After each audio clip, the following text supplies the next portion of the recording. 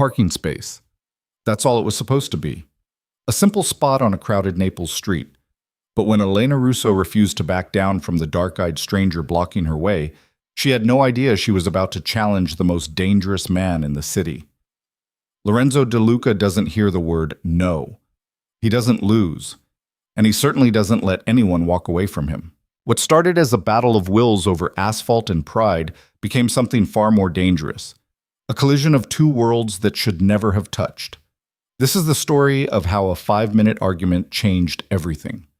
Like this video, comment with your city so I can see how far this story travels. And stay until the end to find out what happens when you tell a mafia boss he can't have what he wants.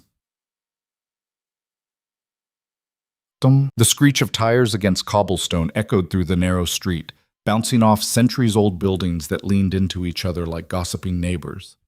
Elena Russo's hands gripped the steering wheel of her battered Fiat, knuckles white, jaw set. The parking space, her parking space, the one she'd been circling this godforsaken neighborhood for 20 minutes to find, sat there, empty and beautiful, just 3 car lengths ahead.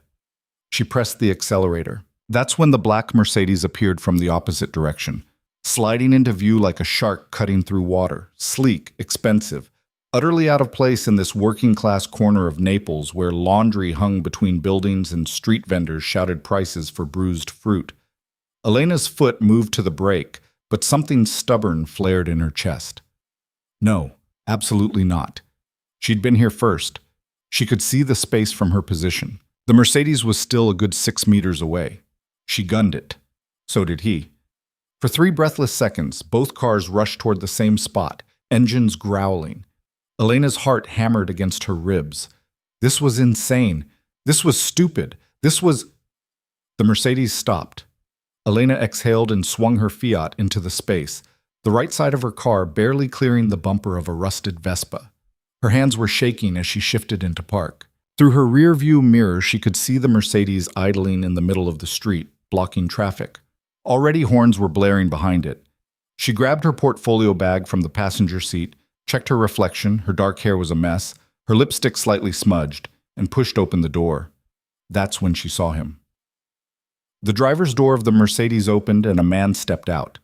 Tall, broad-shouldered, wearing a suit that probably cost more than Elena's rent for 6 months. His face was all sharp angles and controlled fury, dark eyes fixed on her with an intensity that made her stomach drop. He started walking toward her. Elena's instinct screamed at her to get back in the car, lock the doors, and drive away. But she'd already parked, and more importantly, she was late for the meeting that could save her failing design business. She didn't have time for some entitled asshole who thought the world owed him whatever he wanted. She slammed her door and stood her ground. "That's my spot." His voice was low, quiet, but it carried across the space between them like a threat. "No," Elena said, surprised by how steady her own voice sounded. "It's mine. I was here first." He stopped about a meter away.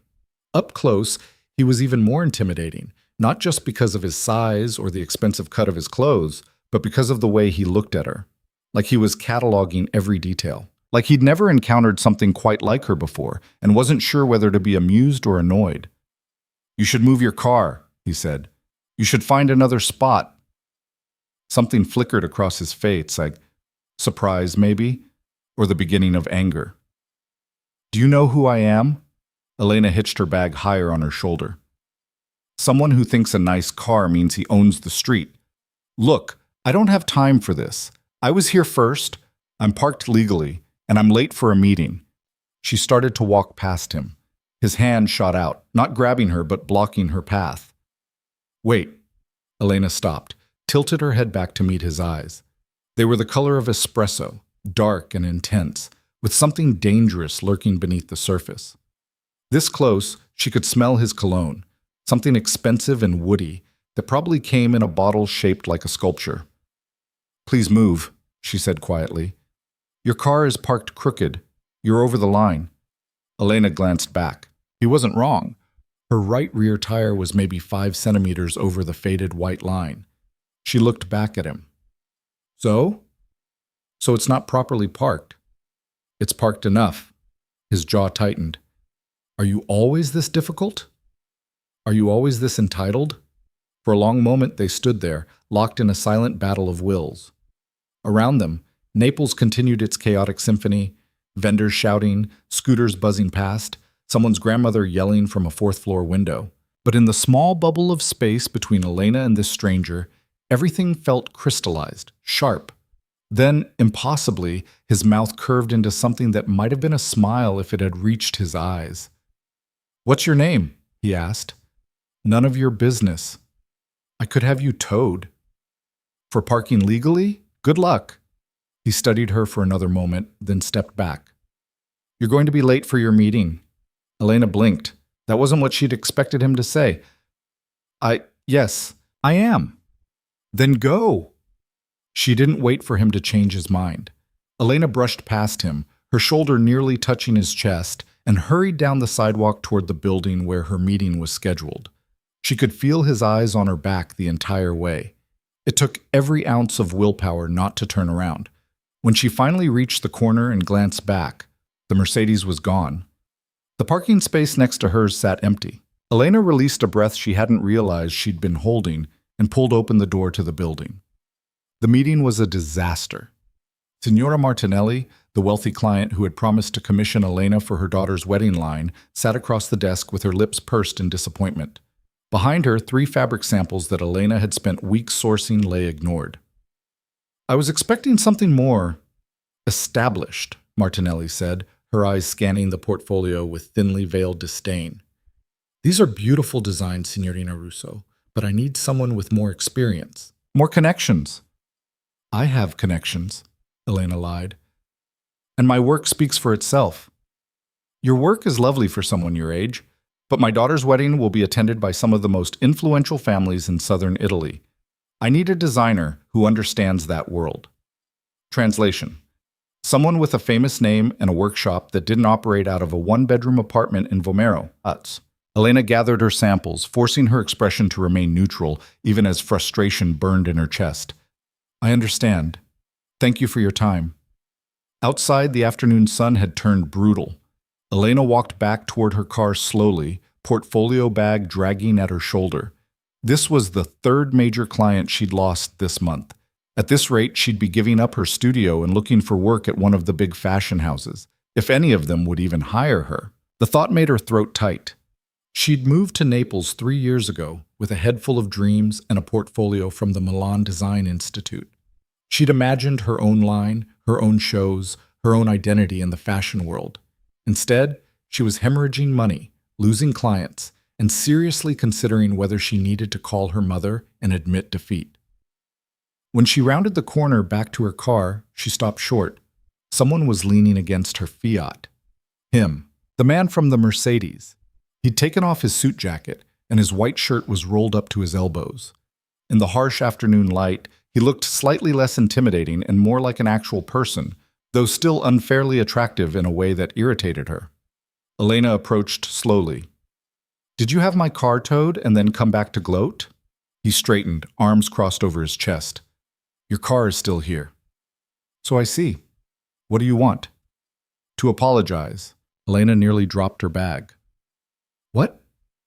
"I was rude earlier," he said, his voice still carrying that quiet authority, but with something softer underneath. "You were right. You got to the spot first. I shouldn't have challenged you on it." She stared at him. "Who are you?" "Lorenzo De Luca." He extended his hand. Elena looked at it like it might bite her. The name sounded vaguely familiar, though she couldn't place it. After a moment's hesitation, she shook his hand.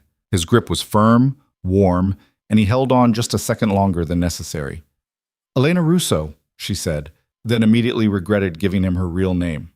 "I know." Her eyes narrowed. "How?"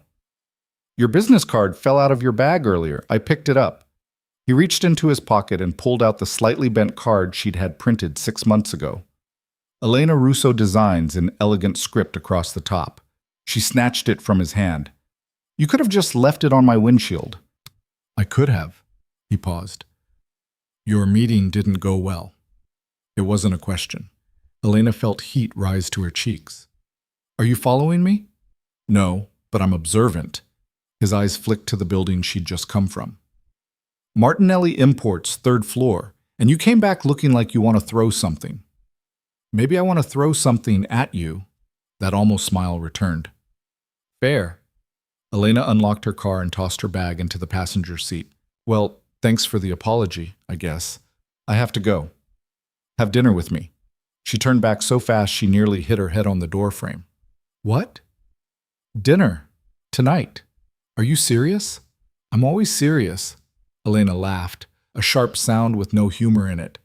I just met you. You accosted me over a parking space and now you want to have dinner? No. Why not? Because I don't know you. Because this is insane. Because she gestured helplessly at him, at his expensive watch and his tailored clothes and the casual confidence that radiated from him like heat. Because you're obviously not someone I should be having dinner with. Lorenzo tilted his head slightly. You think you know what kind of person I am? I think I know enough. Then prove me wrong. One dinner. If I'm as terrible as you think, you never have to see me again. I don't want to see you again anyway. Liar? The word landed between them like a challenge. Elena's breath caught. Because he wasn't entirely wrong, there was something about him that pulled at her, something magnetic and dangerous and completely inadvisable. I don't date men I meet through traffic disputes, she said finally. This isn't a date. It's an apology dinner. I was an asshole about the parking space, and I'd like to make it up to you. You already apologized. Not properly. Elena crossed her arms, mirroring his earlier posture. Where? Wherever you want.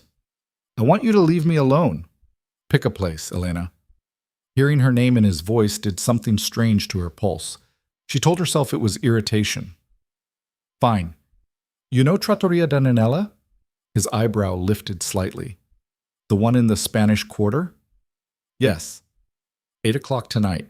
If you're even 5 minutes late, I'm leaving. I won't be late. And this is just dinner, nothing else. Just dinner, he agreed, but there was something in his tone that suggested he didn't believe it any more than she did. Elena got into her car before she could change her mind or say something stupid. As she pulled away from the curb, she watched him in her rearview mirror. Lorenzo De Luca stood on the sidewalk, hands in his pockets, watching her go with an expression she couldn't read. It wasn't until she was 3 blocks away that she realized her hands were shaking again. Elena's apartment was a study in controlled chaos. Fabric swatches covered every available surface. Her sewing machine sat permanently on the kitchen table, and 3 dress forms stood in the corner like silent witnesses to her perpetual state of almost making it. She dropped her bag by the door and went straight to her laptop. Lorenzo De Luca, she typed into the search bar. The results made her stomach drop. Photos. Dozens of them. Lorenzo at charity galas, Lorenzo at business openings, Lorenzo shaking hands with the mayor. And beneath the images, articles with headlines that made her mouth go dry. De Luca family expands shipping empire. Lorenzo De Luca, the young face of Naples' most powerful dynasty. Controversy surrounds De Luca development project. She clicked on the 3rd article. It was from 2 years ago, detailing accusations of corruption and connections to organized crime that had been leveled against the De Luca family. Accusations that had mysteriously disappeared after several key witnesses had recanted their testimony. Elena closed the laptop. Shit, she said aloud to her empty apartment. She'd agreed to have dinner with a man who was either a legitimate businessman from a powerful family or a criminal who was very good at looking legitimate. Either way, he was so far out of her league that it was almost funny. She should cancel, call him, except she didn't have his number. Show up and tell him she'd changed her mind, or simply not show up at all. Elena looked at the clock. 4:30, 3.5 hours until dinner. She went to her closet and started pulling out dresses. Pastum. Trattoria da Nannella was packed, as it always was on Thursday evenings. The restaurant was a neighborhood institution, crammed into a narrow building where the tables sat practically on top of each other, and the menu was whatever Nannella's grandson decided to make that day. It was loud, chaotic, and completely unpretentious. Elena had chosen it deliberately. If Lorenzo De Luca was expecting some elegant establishment where he could impress her with his connections and his money, he was going to be disappointed. She arrived at 7:50 and grabbed a small table near the back, ordering a carafe of house wine while she waited. The red dress she'd chosen was simple but well cut, something she'd made herself last year.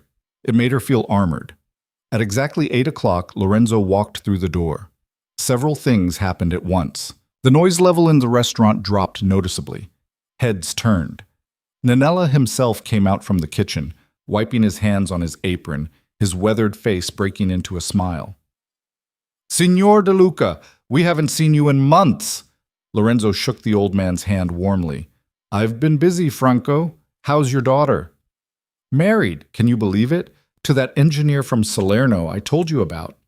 "Good for her. Send them my congratulations." They talked for another minute before Franco gestured toward the back of the restaurant, toward Elena's table. Lorenzo's eyes found hers across the crowded room, and something in her chest tightened. He made his way through the narrow aisles, stopping twice to greet other diners who seemed to know him. When he finally reached her table, he'd rolled his sleeves up again and loosened his tie. "You're on time," Elena said. "I told you I would be." He sat down across from her, his knees bumping hers under the small table. "You chose this place to test me." "I chose it because the food is good and it's close to my apartment." Liar. There was that word again. Elena poured herself more wine. "Franco seems to know you. I've been coming here since I was 16. My father used to bring me." "I thought people like you ate at Michelin-starred restaurants." "People like me? Rich, important, connected." Lorenzo leaned back in his chair, studying her. "You looked me up." It wasn't a question, but Elena nodded anyway. "I wanted to know who I was having dinner with." "And what did you find?" "That you're either a very successful businessman or a criminal. Those aren't mutually exclusive categories." Elena's hand tightened around her wine glass. "That's not reassuring." "It wasn't meant to be reassuring. It was meant to be honest." He paused as Franco's grandson appeared with menus, though Lorenzo waved his away. "The usual, Marco, and whatever the lady wants." "I can order for myself," Elena said. Lorenzo's mouth quirked. "Then order." She did, choosing the pasta al forno and ignoring the way Marco looked between them with unconcealed curiosity. When they were alone again, she said, "Why did you really ask me to dinner?" "Because you interested me." "That's not an answer." "Yes, it is." He leaned forward slightly, elbows on the table. "Do you know how many people tell me no in a given year? Including business, personal life, everything?" "I have no idea." "On average, 4, maybe 5. And 3 of those are my mother." "Sounds lonely." "It is." He said it without self-pity, just as a statement of fact. "You told me no 3 times in the span of 5 minutes. You didn't care who I was or what I could do for you. You just wanted your parking space and to get to your meeting. And that made you want to have dinner with me?" "Yes." Elena took a long sip of wine. "You have weird priorities." "Probably." Their food arrived, and for a few minutes they ate in relative silence. The pasta was perfect, as it always was at Nanella's, rich and comforting and exactly what Elena needed after the disaster of her day. "Your meeting," Lorenzo said eventually. "The one with Martinelli. She turned you down." Elena's fork paused halfway to her mouth. "How did you—" "I called her." The bottom dropped out of her stomach. "You what?" "After we met, I was curious about your work. So I called Lucia Martinelli and asked her about the designer she was meeting with this afternoon. She said you were talented but inexperienced, that you didn't have the right connections." Elena set down her fork carefully, trying to contain the fury that was building in her chest. "You had no right to do that." "Probably not." "Definitely not. You don't get to interfere in my life because you found me interesting for 5 minutes." "I disagree." "I don't care if you disagree. You can't just—" She stopped, aware that her voice was rising and people were starting to stare. She lowered it to a harsh whisper. "You can't just insert yourself into my business because you feel like it." "Why not?" "Because it's invasive and manipulative and completely inappropriate." Lorenzo set down his own fork. "Martinelli is wrong about you, by the way. I looked at your portfolio online. Your work is exceptional. Don't change the subject." "I'm not. I'm telling you that her rejection had nothing to do with your talent and everything to do with her limited imagination." "That's not the point." "Then what is the point?" Elena grabbed her purse. The point is that I don't need some powerful stranger making phone calls about me behind my back. I don't need someone who thinks his money and his name mean he can do whatever he wants. And I definitely don't need this dinner. She stood up. Lorenzo didn't move, but his eyes tracked her with that same intense focus from earlier.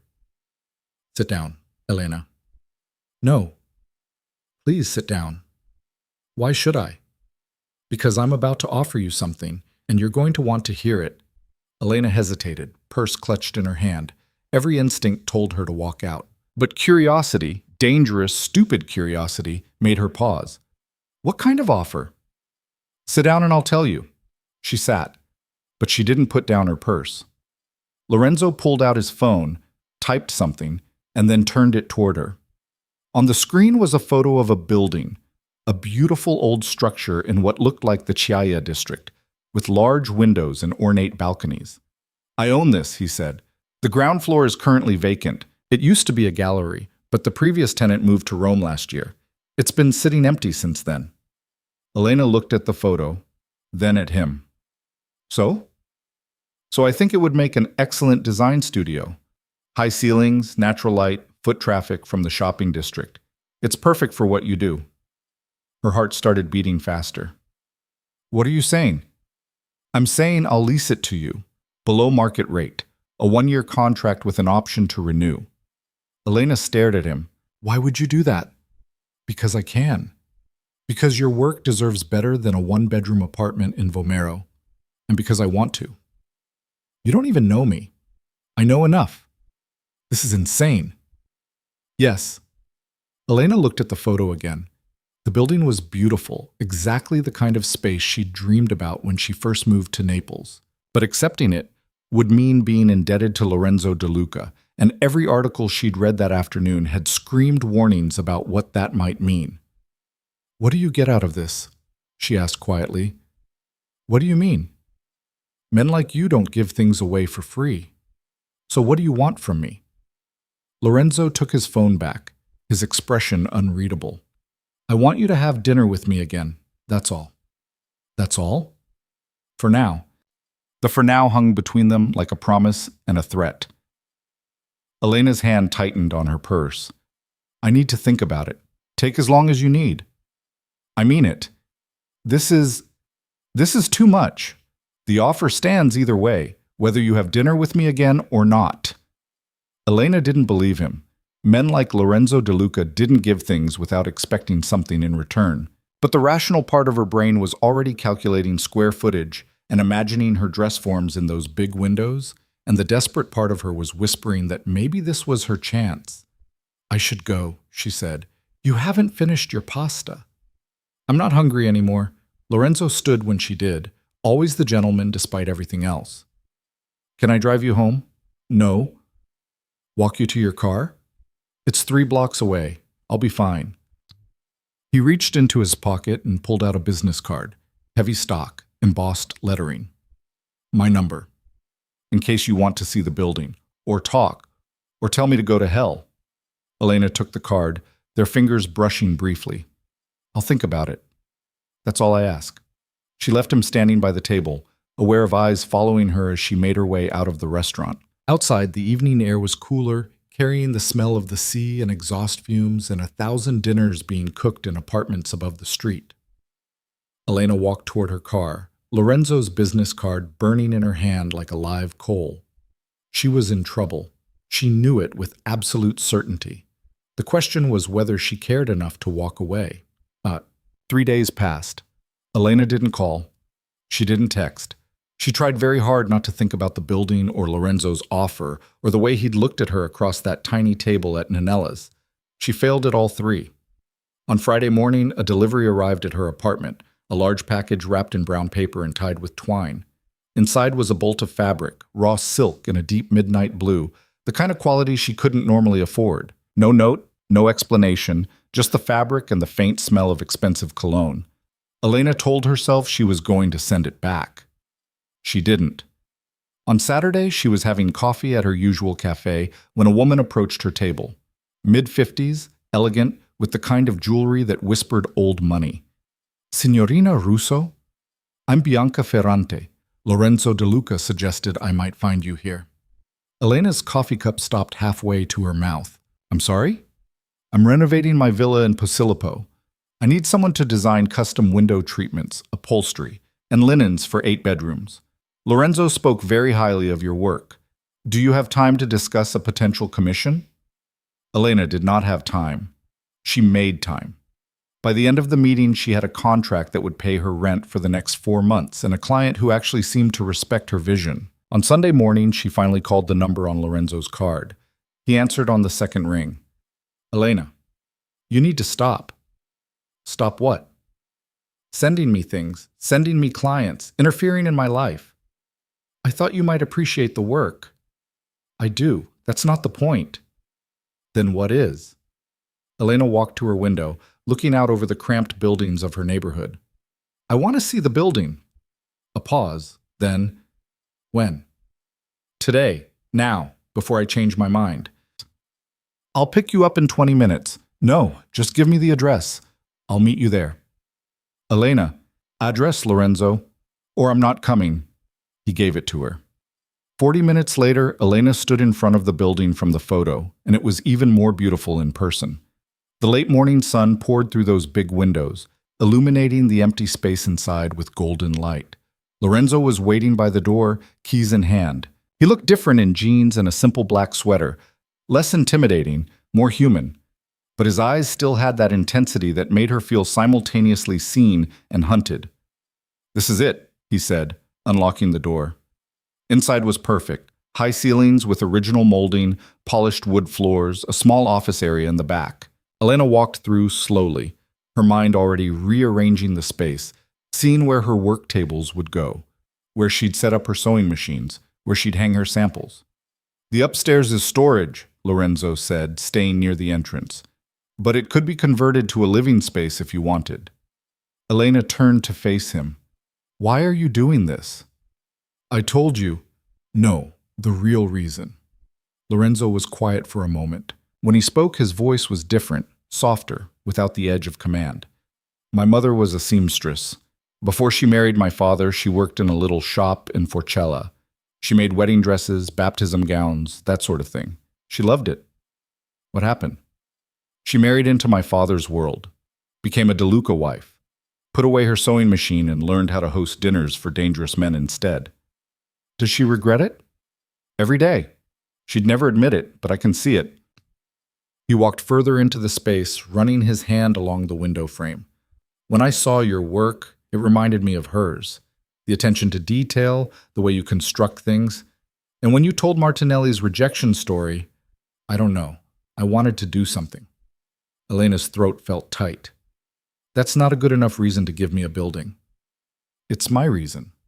Lorenzo, I'm not asking you to marry me, Elena. I'm offering you a space to work, that's all. For now, he smiled slightly. You keep using that phrase.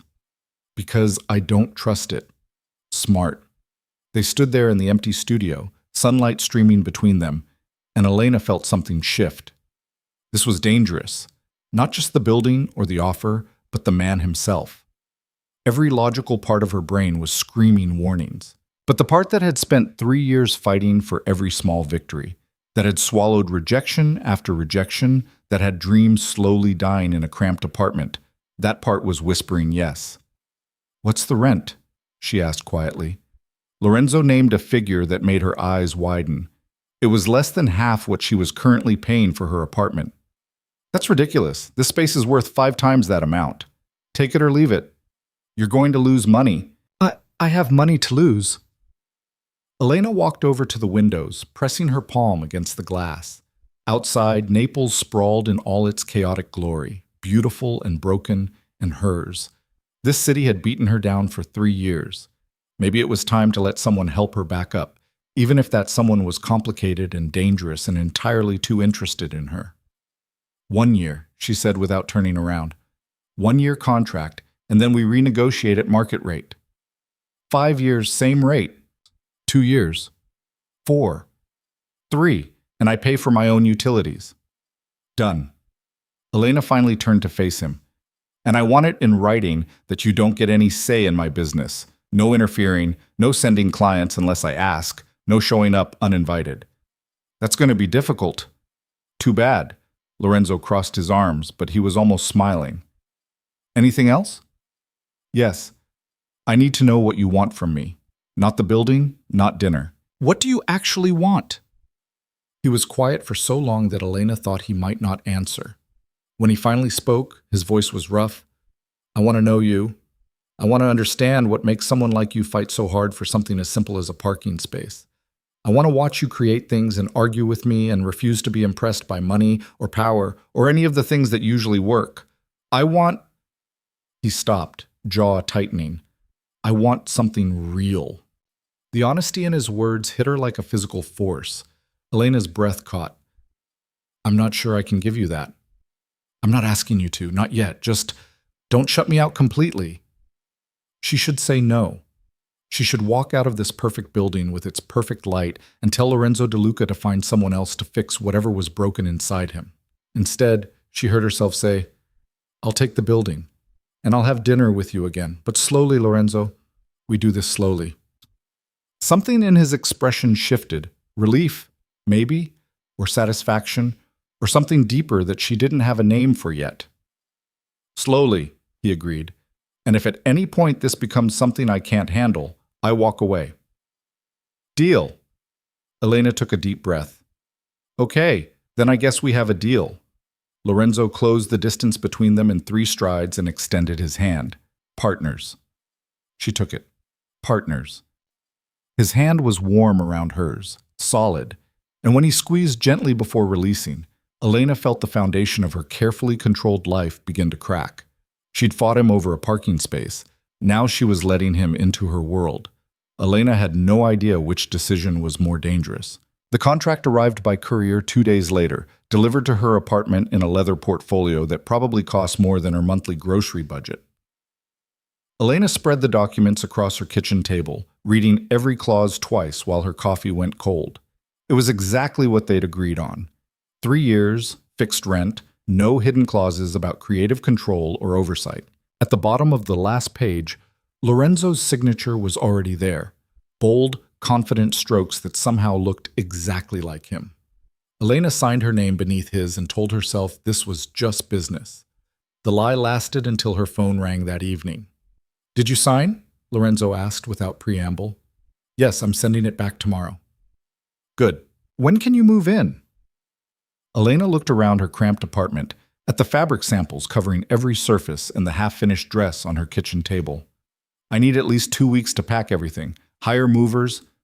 I'll send people on Saturday. They'll have you set up by Sunday night. Lorenzo, I can't afford professional movers right now. Good thing you're not paying for them. That's not part of our deal. Consider it a housewarming gift. Elena closed her eyes, pressing her fingers against her temple where a headache was starting to form. We talked about this. No interfering. I'm not interfering. I'm helping you move into a building I own. That's just good property management. That's bullshit, and you know it. He laughed, a low sound that did annoying things to her pulse. Have dinner with me Friday night. We'll discuss the logistics. We can discuss them right now. I'd rather do it in person. Of course you would. Is that a yes? Elena wanted to say no. She should say no. Instead, she heard herself say, Where? My place. I'll cook. That made her pause. You cook? You sound skeptical. I am skeptical. Rich men don't usually know their way around a kitchen. I'm full of surprises. 7 o'clock. I'll send a car. I can drive myself. Elena. What? Let me send a car. There was something in his voice, not quite pleading, but close enough to make her hesitate.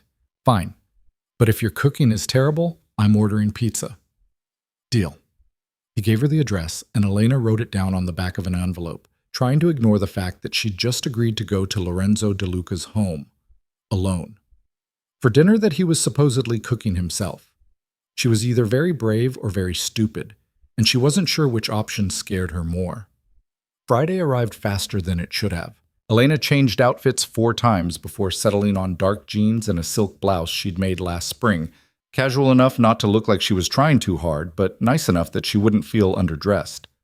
She left her hair down, applied minimal makeup, and told herself this was just dinner between 2 business associates.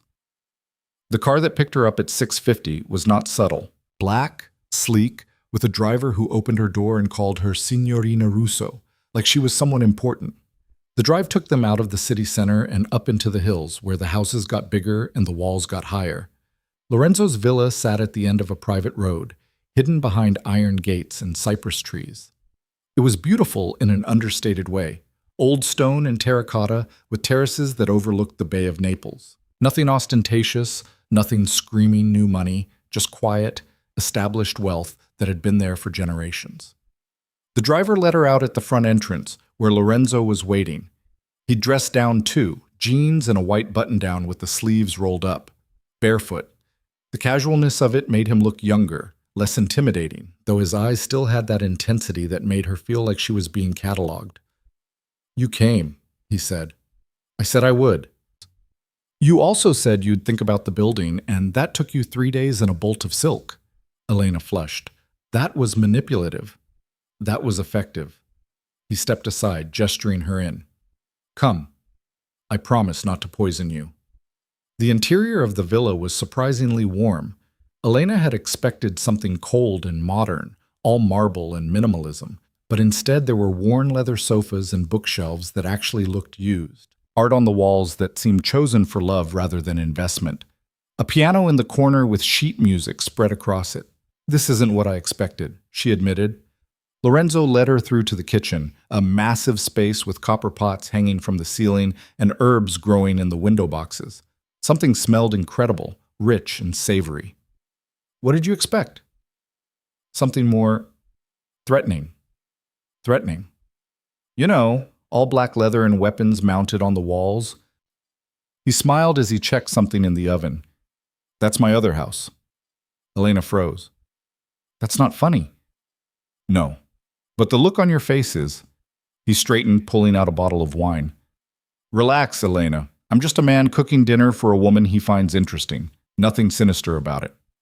She wanted to believe him. The problem was the stack of articles she'd read, the whispers about his family, the way people in restaurants went quiet when he entered. Lorenzo De Luca might look disarming in his own kitchen, but Elena knew better than to trust appearances. Still, she accepted the wine he poured and perched on one of the stools by the kitchen island. "What are you making?" "Ossobuco, my mother's recipe." The seamstress, he confirmed. "She used to make it every Sunday when I was a kid, before things got complicated." What complicated them? Lorenzo was quiet for a moment, stirring something on the stove. "My father's business, his expectations, the weight of being a De Luca." He glanced at her. "You really want to talk about this?" "I want to know who I'm doing business with." "We're past business, Elena. We both know it." The words hung between them, heavy with implication. Elena took a sip of wine to buy herself time. "Then I want to know who I'm having dinner with." "Fair enough." He plated the food with surprising skill: tender meat, saffron risotto, vegetables that actually looked appetizing. "My father built an empire. Shipping, construction, real estate, most of it legitimate. Some of it..." He paused. "Less so." "And you?" "I'm trying to make it all legitimate. It's slower than I'd like, and not everyone in the family agrees with the approach. But I'm trying." "Why?" "Because I'm tired of looking over my shoulder. Tired of wondering which business associate is wearing a wire. Tired of my mother crying every time I leave the house because she's not sure I'll come back." The honesty in his voice caught her off guard. Elena set down her wine glass. "Is it working? The legitimizing?" "Slowly. We've divested from several problematic ventures in the last 2 years. Increased transparency in our accounting. Started working with law enforcement on anti-corruption initiatives." "That must make you popular with your competitors." Lorenzo's smile was sharp. "It makes me a target, but I'd rather be a target for doing the right thing than a criminal for doing the easy thing." They moved to the dining room, a smaller space with windows overlooking the terrace. The food was exceptional, rich and complex, and made with obvious care. Elena had to revise her assumptions about wealthy men and kitchens. "This is really good," she admitted. "You sound surprised." "I'm surprised. When do you have time to learn to cook like this?" "When you grow up in a house where trusting the staff completely is dangerous, you learn to do things yourself." He refilled her wine. Plus, my mother insisted, said no son of hers would be helpless in a kitchen. Elena found herself smiling despite everything. I like her already. She'd like you too. She has strong opinions about women who take shit from men. Smart woman. Terrifying woman. She once threw a plate at my father during an argument. It shattered against the wall 2 centimeters from his head. What did he do? Ducked, then apologized. Lorenzo's expression softened. He loved her, still does, even though he's gone. But he also dragged her into a life she never wanted, and I think part of him always felt guilty about that. Elena studied him across the table. In the candlelight, he looked different. Less like the intimidating man from the parking lot, and more like someone carrying weight he didn't know how to put down. Is that why you're helping me? Because you feel guilty about your mother? Partly. Also because I want to. That's not a good enough reason to upend someone's life. I'm not upending your life. I'm giving you space to build it. You're inserting yourself into my world without permission. You signed the contract. That's permission. Elena set down her fork. The contract is for the building, not for whatever this is. Lorenzo leaned back in his chair, watching her with that steady gaze that made her feel exposed. What do you think this is? I don't know. That's the problem. Does it need to be defined right now? Yes? No? Maybe. Elena rubbed her temples. I don't usually do this. Have dinner at strange men's houses. Accept buildings from people I barely know. I'm practical, cautious. But around you, I keep making decisions that don't make sense. Maybe they make more sense than you think. How? Lorenzo stood, walking to the window. Outside, the city lights of Naples spread below them like scattered diamonds. When I saw you fighting for that parking space, you know what I thought? That I was insane? That you were alive, really alive. Not just going through motions or playing a role. You wanted something and you weren't going to back down just because someone bigger showed up. He turned to face her. I haven't felt that way in years. Everything in my life is calculated, strategic, every move planned 3 steps ahead. But you're unpredictable. You challenge me, you tell me no. That's not special. That's just self-preservation. For you, maybe. For me, it's revolutionary. Elena stood too, needing to move.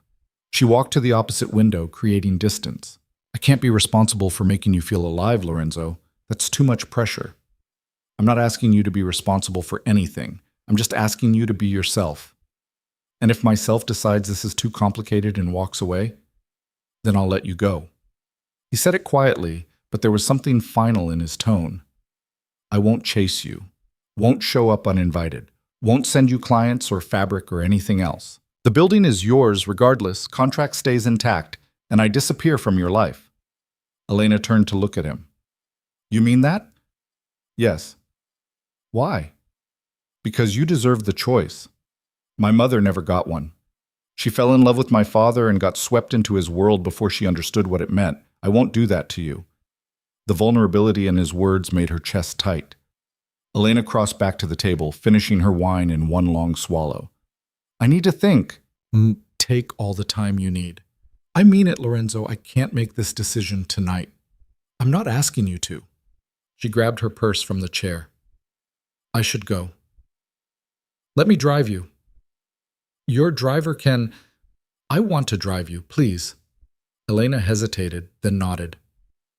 They didn't talk as Lorenzo grabbed his keys and led her to the garage, where 5 cars sat in various states of expensive. He chose a simple sedan, not the Mercedes from their first meeting, and drove carefully down the winding hill roads. The silence between them wasn't uncomfortable exactly, but it was charged with things unsaid. Elena watched the city approach through the windshield, trying to organize her thoughts into something coherent. Can I ask you something? She said finally. Anything. The legitimizing, the trying to go straight. Is it because you want to or because you're trying to be someone you're not? Lorenzo's hands tightened on the steering wheel. Both. Neither. I don't know anymore. He was quiet for a moment. My father taught me the family business. All of it. The legal parts and the illegal parts, the strategic relationships and the dangerous ones. He prepared me to take over his empire exactly as it was. But you don't want that. I want to sleep at night. I want to build things instead of threatening people. I want my future children to be proud of the DeLuca name instead of ashamed of it. He glanced at her. That probably sounds naive. It sounds human. They'd reached her neighborhood. Lorenzo pulled up in front of her building, killing the engine. Elena didn't immediately get out. The movers, she said, Saturday morning, 9 o'clock. They'll pack everything, transport it, set it up however you want. And if I decide I don't want to do this, whatever this is between us, the building is still yours. I told you that. Elena studied his profile in the dim light from the street lamps. You're either the most genuine person I've ever met or the best liar. Maybe I'm both. That's not reassuring. It's honest. She laughed, a short sound with no humor. I don't know what to do with you, Lorenzo DeLuca. You don't have to do anything with me. Just don't disappear completely. Elena reached for the door handle, then stopped. Your mother, the seamstress, does she still sew? The question seemed to surprise him. Sometimes. She has a room in her house set up with her old machines. Works on things for charity auctions, clothing for women's shelters, small projects. I'd like to meet her someday. Lorenzo's expression shifted into something Elena couldn't quite read. She'd like that too. Okay. Elena opened the door. Saturday, 9 o'clock. I'll be there. Lorenzo. What? Thank you for dinner, for being honest, for all of it. He smiled, and this time it reached his eyes. Anytime. Elena climbed out of the car and walked to her building without looking back. She could feel his eyes on her until she was inside, could hear the engine idle for another minute before finally driving away. In her apartment, surrounded by the chaos of her current life, Elena stood at the window and looked out at the city. Somewhere out there, Lorenzo was driving back to his villa in the hills, carrying the weight of his family legacy and his own contradictions. And somehow, impossibly, she was letting him into her life. Saturday morning arrived with the punctuality of money. At exactly 9 o'clock, a truck pulled up outside Elena's building, followed by Lorenzo's sedan. 4 men in matching uniforms emerged, along with Lorenzo himself, wearing jeans and a work shirt that made him look like someone who actually moved furniture for a living. You don't have to be here, Elena said as he climbed the stairs to her apartment. I wanted to see where you've been working. It's embarrassing. It's yours. That's not embarrassing. He was right, of course, which was annoying. Elena unlocked her door and let him in, watching his face as he took in the organized chaos of her life. Fabric everywhere, sketches tacked to the walls, her sewing machines, 3 of them, various ages and states of repair, taking up half the living room. Lorenzo walked through slowly, examining everything with that focused attention he seemed to give everything. He stopped in front of her dress forms, where several partially completed pieces hung. These are beautiful, he said quietly. They're unfinished. They're still beautiful. He touched one of the sleeves carefully, fingers tracing the handwork. This stitching, it's all by hand? The detail work, yes. Machine stitching is faster, but for things like this, hand sewing gives you more control. My mother used to say the same thing. He looked at her. You're really talented, Elena. Don't sound so surprised. I'm not surprised, I'm impressed. There's a difference. The movers were efficient and professional, packing her life into boxes with practiced ease. Lorenzo helped despite her protests, carrying boxes down the stairs and making sure her machines were wrapped properly for transport. By noon, her apartment was empty except for the furniture that had come with the place. Elena stood in the middle of the bare room, feeling simultaneously relieved and unmoored. Ready? Lorenzo asked from the doorway. I don't know. That's honest. They drove to the new studio in separate cars, Elena following Lorenzo through the twisting streets of Naples. When they arrived, the movers were already unloading, and Elena spent the next 4 hours directing placement, organizing her workspace, making the space hers. Lorenzo stayed the entire time, not hovering, not directing, just there. He assembled her work tables, hung her sample boards, set up her machines exactly where she wanted them. When she couldn't reach the upper shelves, he appeared with a ladder. When she was trying to arrange her fabric storage, he offered quiet suggestions that actually made sense. It was domestic in a way that made Elena's chest tight. By 5 o'clock, the space was transformed. Her dress forms stood in the light from the big windows, her machines ready to work, her sketches displayed on the walls. It looked professional, real, like a legitimate business instead of a desperate dream. Pizza? Lorenzo asked as the movers finished. Elena looked at him. He had dust on his jeans and his hair was messed up from moving boxes, and he looked more relaxed than she'd ever seen him. Yeah, pizza sounds good. They sat on the floor of her new studio, eating pizza straight from the box and drinking cheap beer Lorenzo had bought from the corner store. Outside, Naples settled into evening, the light turning golden through her windows. Thank you, Elena said, for today, for all of this. You already thanked me. I'm thanking you again. Lorenzo took a sip of beer, looking around the space. This is how it should be. Your work deserves this. My work deserves what I earn for it, not what someone gives me. Why can't it be both? Elena was quiet for a moment, picking pepperoni off her pizza slice. Because accepting help feels like admitting I can't do it myself. That's pride talking.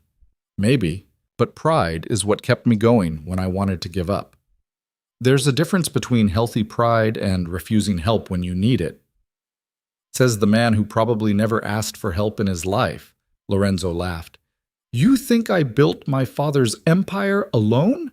I have advisors, lawyers, accountants, strategists. I ask for help every single day. That's different. That's business. This is business too. You signed a contract. This feels personal. It is personal. He set down his beer. I'm not going to lie to you and pretend it's not, but that doesn't make it charity. You're paying rent. You're using the space to build your business. That's a legitimate transaction. With complications. With possibilities. Elena met his eyes across the pizza box. What do you want from me, Lorenzo? Really? I want to watch you create. I want to know what you're thinking when you argue with me. I want to have dinner with you and not feel like I'm performing. He stopped, jaw tightening. I want to feel like myself around someone. Does that make sense? Yes, Elena said quietly. It makes too much sense. They finished the pizza in silence, and when Lorenzo finally stood to leave, Elena walked him to the door. I'll see you soon, he said. Probably. Definitely. He smiled. You're not getting rid of me that easily. I'm starting to realize that. He left, and Elena stood in her new studio, surrounded by her dreams and her doubts and the lingering smell of his cologne. She was in deeper than she'd planned, falling faster than she'd thought possible. The scary part was she wasn't sure she wanted to stop. The next 2 weeks passed in a blur of work. Elena threw herself into her commissions with renewed energy, the new space transforming not just her workflow, but her entire mindset. She took on 3 new clients, finished pieces she'd been struggling with for months, and started sketching designs that had been living in her head for years but never seemed possible before. Lorenzo stayed away. Not completely. He texted occasionally, asking how the studio was working out, if she needed anything, mundane things that somehow felt intimate. But he didn't show up uninvited, didn't send gifts, didn't push. Elena told herself she was relieved. She was lying. On Thursday evening, 2 weeks after moving into the studio, her phone rang. Are you free tomorrow night? Lorenzo asked. Why? There's an event, art gallery opening in Chiaia. I need to attend for business reasons, and I'd like you to come with me. Elena's hand tightened on her phone. As what? Your date? As my guest. No expectations, no obligations. Just 2 people attending an event together. Lorenzo, there will be people there you should meet. Gallery owners, collectors, women who commission custom pieces for events. It's networking. Networking with you is never just networking. Probably not, but it's still valuable. Elena walked to her window, looking out at the street below. What's the dress code? Cocktail attire. Wear something you designed. Let people see your work. That's manipulative. That's strategic. There's a difference. You should say no. Every rational thought in her head was screaming no. Instead, she heard herself say, What time? I'll pick you up at 7. I can meet you there. Elena. Fine, 7. She hung up before he could say anything else that might change her mind. The next day, Elena closed the studio early and went through every piece in her collection. She finally settled on a dress she'd made 6 months ago, deep burgundy silk with careful pleating at the waist, and a neckline that was elegant without being too revealing. It was one of her best pieces, and she'd never had an occasion to wear it. Now seemed like the right time. Lorenzo arrived at exactly 7, wearing a dark suit that probably cost more than her car. His eyes widened slightly when she opened the door. "You made that," he said. "Yes." "It's stunning." Elena felt heat rise to her cheeks. "Thank you." The gallery was packed with the kind of people Elena usually saw only in magazines. Beautiful, wealthy, dripping in jewelry and confidence. She felt immediately out of place, but Lorenzo's hand found the small of her back, steadying her. "Breathe," he murmured. "You belong here as much as anyone." "I really don't." "You're wearing a dress you created with your own hands that's better than anything half these women bought off a runway. You absolutely belong here." They moved through the crowd, Lorenzo introducing her to people whose names she immediately forgot. Gallery owners, art collectors. A woman who owned a boutique hotel and was looking for someone to design custom linens. A fashion blogger with 2 million followers who asked for Elena's card. It was overwhelming and exhilarating and terrifying all at once. "You're doing great," Lorenzo said during a quiet moment, handing her champagne. "I'm drowning." "You're swimming. There's a difference." A man approached, older, distinguished, with sharp eyes that lingered too long on Elena. "DeLuca, I didn't expect to see you here." "Marchetti." Lorenzo's voice cooled noticeably. "I could say the same." "Yes, well, business brings us to strange places." Marchetti's gaze shifted to Elena. "And who is this lovely creature?" Elena felt Lorenzo tense beside her. "Elena Russo, designer." "Russo? I don't know that name." "You will," Lorenzo said flatly. Marchetti smiled, but it didn't reach his eyes. "Of course, DeLuca always knows where to invest." He looked at Elena again. "Enjoy the evening, my dear. And be careful whose arm you take." He walked away, leaving tension in his wake. "Who was that?" Elena asked quietly.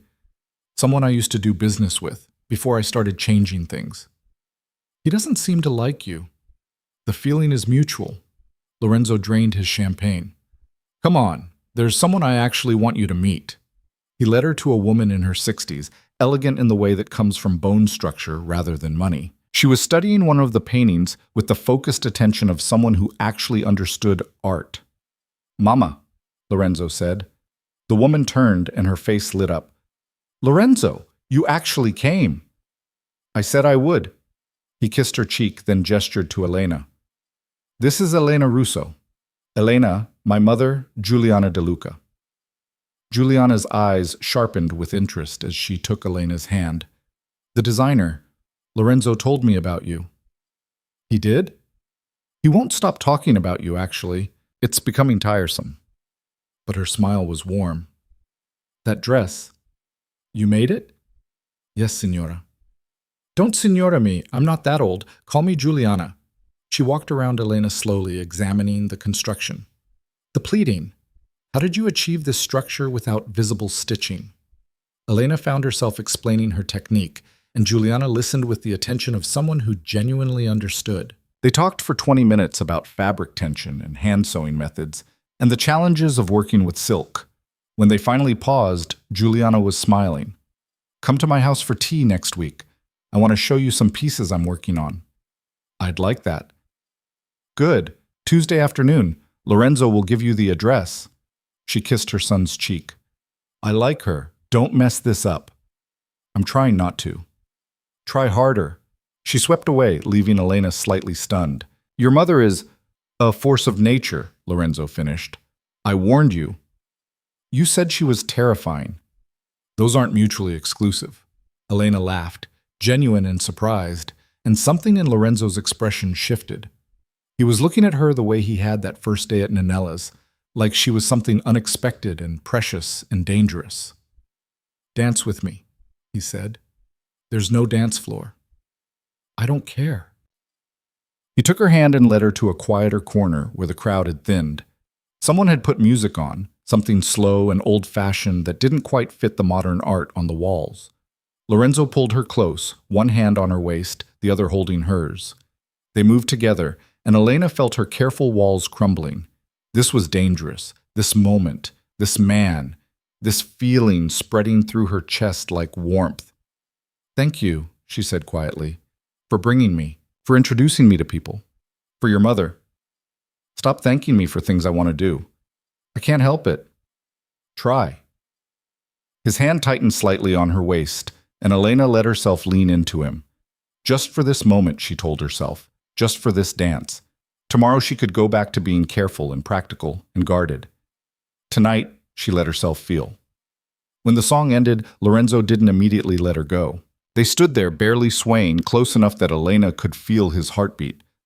"I should take you home," he said. "Probably. But I don't want to."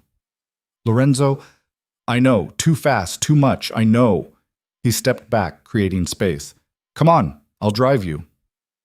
The ride back to her apartment was quiet, but it was a different kind of silence than before.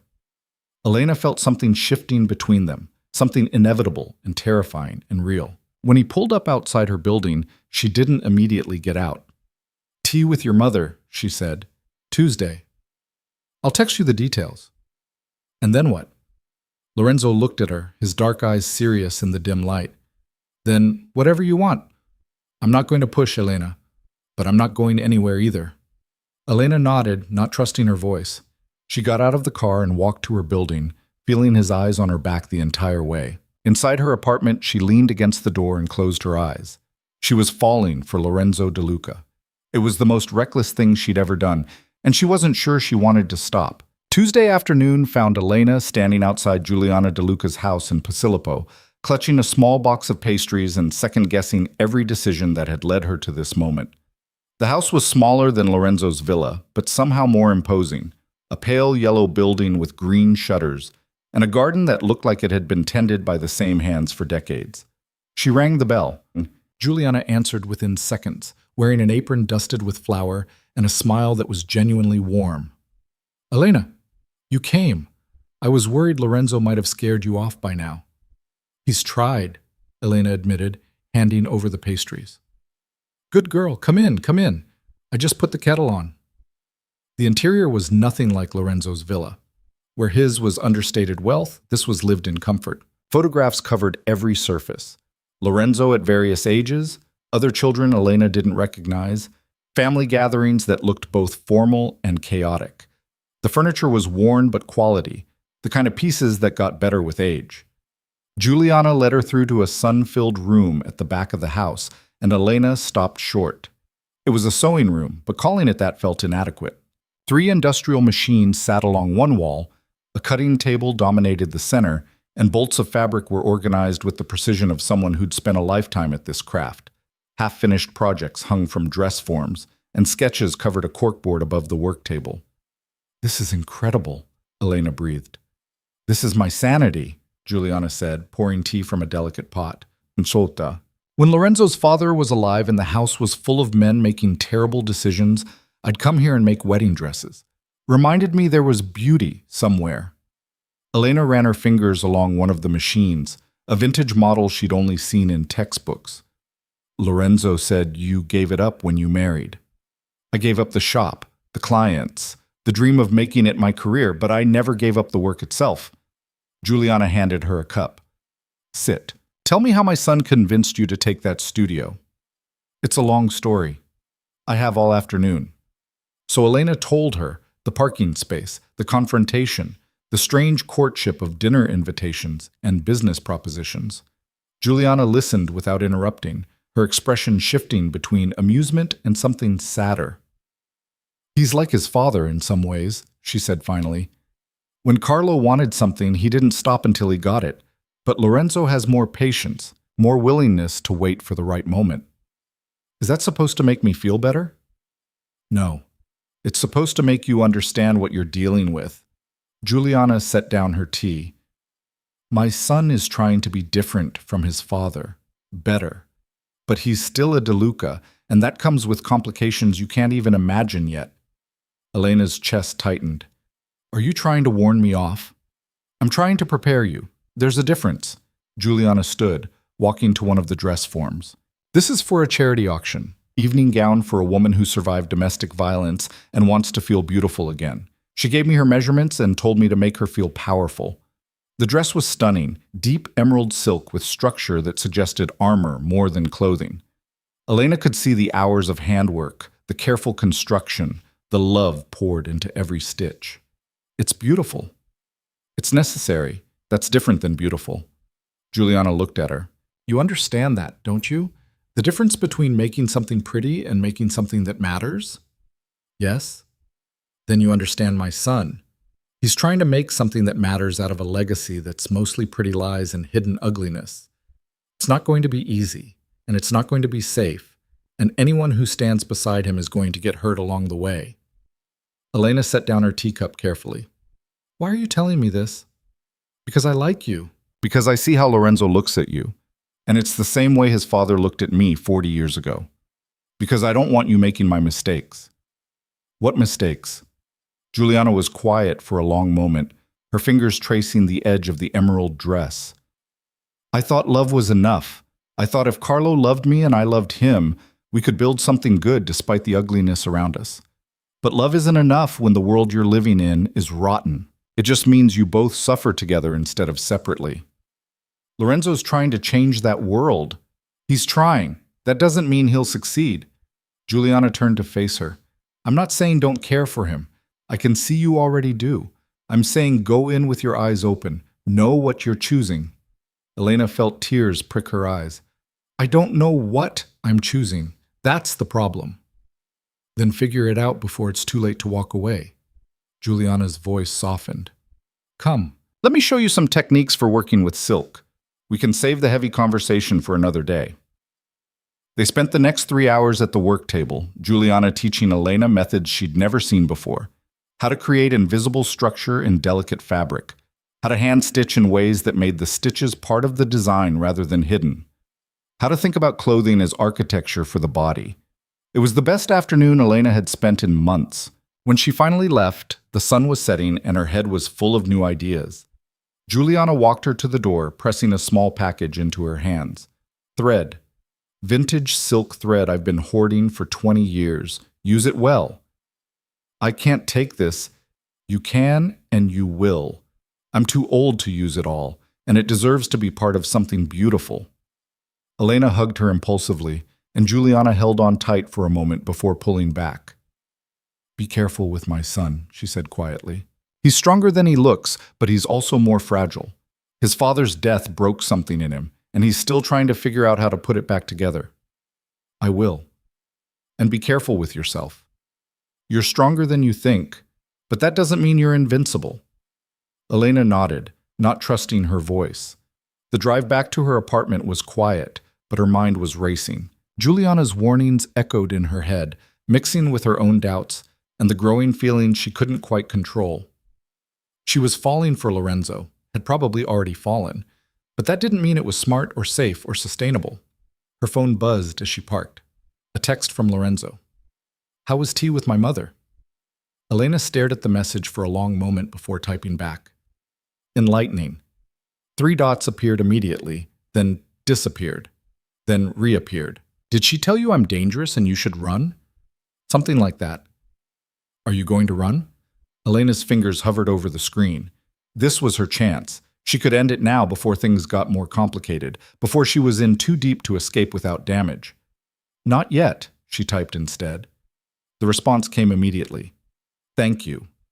2 words that somehow carried more weight than anything else he'd said to her. Elena climbed the stairs to her apartment, Juliana's silk thread in her bag, and Lorenzo's gratitude in her chest, and wondered when exactly she'd stopped being careful. The next week brought a rhythm Elena hadn't expected. She worked during the day, pouring herself into commissions that were finally flowing steadily. Lorenzo texted occasionally, never intrusive, never demanding, just small glimpses into his day. A photo of his mother's garden, a question about fabric she'd mentioned, a restaurant recommendation.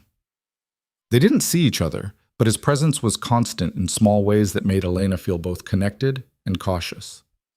On Thursday, everything changed. Elena was working late in the studio, finishing a jacket for the boutique hotel owner she'd met at the gallery, when someone knocked on the door. She checked her phone. 9:30. The street outside should have been empty. She approached the door carefully. Who is it? Marco. I work for Signor De Luca.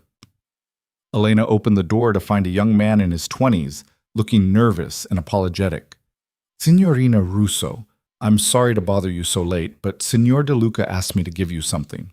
He held out a phone, expensive, sleek, not hers. I don't understand, Elena said. It's a secure line. He needs to speak with you, but not on regular phones. He said it's important. Elena took the phone with shaking hands. Is he okay? Please just call him. He's waiting. Marco left quickly, and Elena stared at the phone. A single number was programmed into it. She pressed call. Lorenzo answered immediately. Elena. His voice sounded wrong, strained, tense in a way she'd never heard before. What's going on? You sent someone to my studio at 9:30 at night with a phone. You're scaring me. I need you to listen very carefully. Don't interrupt, just listen. Elena's heart started hammering. Okay. There's a situation, business complications from my father's old dealings that are coming back to surface. Some people aren't happy about the changes I've been making, and they're making that clear in ways that could get dangerous. Lorenzo, you said you'd listen. I need you to be careful for the next few days. Don't go anywhere alone after dark. Don't open your door to anyone you don't know. Keep this phone on you at all times. You're really scaring me now. I know. I'm sorry, but I need you to take this seriously. Elena sat down on her work table, legs suddenly unsteady. Are you in danger? I'm fine. I have people watching me. But you're associated with me now. People have seen us together. That makes you a potential target for anyone who wants to send me a message. What kind of message? Lorenzo was quiet for a moment. The kind that involves hurting people I care about. The words landed like a punch. You care about me? Yes. I thought that was obvious. It's different hearing you say it like this, like it's a liability. It's not a liability. It's a fact. And it's one I need you to be aware of for your own safety. Elena pressed her hand to her forehead, trying to process. What happened? What specifically triggered this? Marchetti, the man from the gallery. He's been making moves against some of my shipping contracts. When that didn't work, he started making threats. My security team intercepted some communications that mentioned you by name. Her blood went cold. Me? Nothing specific, just implications that everyone I care about is vulnerable. It's standard intimidation tactics, but I'm not taking chances. This is insane. I got into a fight with you over a parking space, and now I'm on some criminal's target list? I know. I'm sorry. If I'd known it would put you in danger. What? You wouldn't have offered me the building? You wouldn't have taken me to the gallery? You wouldn't have introduced me to your mother? I don't know, Lorenzo said, and the honesty in his voice hurt. I wanted you in my life. I still want you in my life. But not like this. Not with you scared and looking over your shoulder. Elena stood, pacing her studio. What do I do? Keep the phone. I have a driver who'll be outside your building starting tomorrow. He'll take you wherever you need to go. Stay aware of your surroundings. And if anything feels wrong, anything at all, you call me immediately on this line. How long? I don't know, a few days, maybe a week, until we resolve the situation with Marchetti. Resolve how? You don't want to know. Yes, I do. I'm involved now, apparently. I deserve to know. Lorenzo exhaled slowly. Legal channels, paperwork, lawyers. I'm not my father, Elena. I'm not going to have someone killed over a business dispute. But you could. Yes, but I won't. Elena leaned against her work table, feeling the weight of what she'd stumbled into. Your mother warned me about the complications. My mother is usually right. She said being with you meant getting hurt. She's definitely right about that. Lorenzo paused. You can still walk away. I meant what I said. If this is too much, it is too much. This is absolutely insane and terrifying and not what I signed up for. I know, but I'm not walking away. Silence on the other end of the line. Then quietly. Why not? Elena closed her eyes. Because I care about you too. and because I'm apparently just as reckless as you are. Elena, don't. Don't make this more complicated than it already is. Just promise me you're being careful too. I promise. And promise me this ends. That eventually things calm down and I can stop carrying a burner phone and having a driver shadow me. I promise.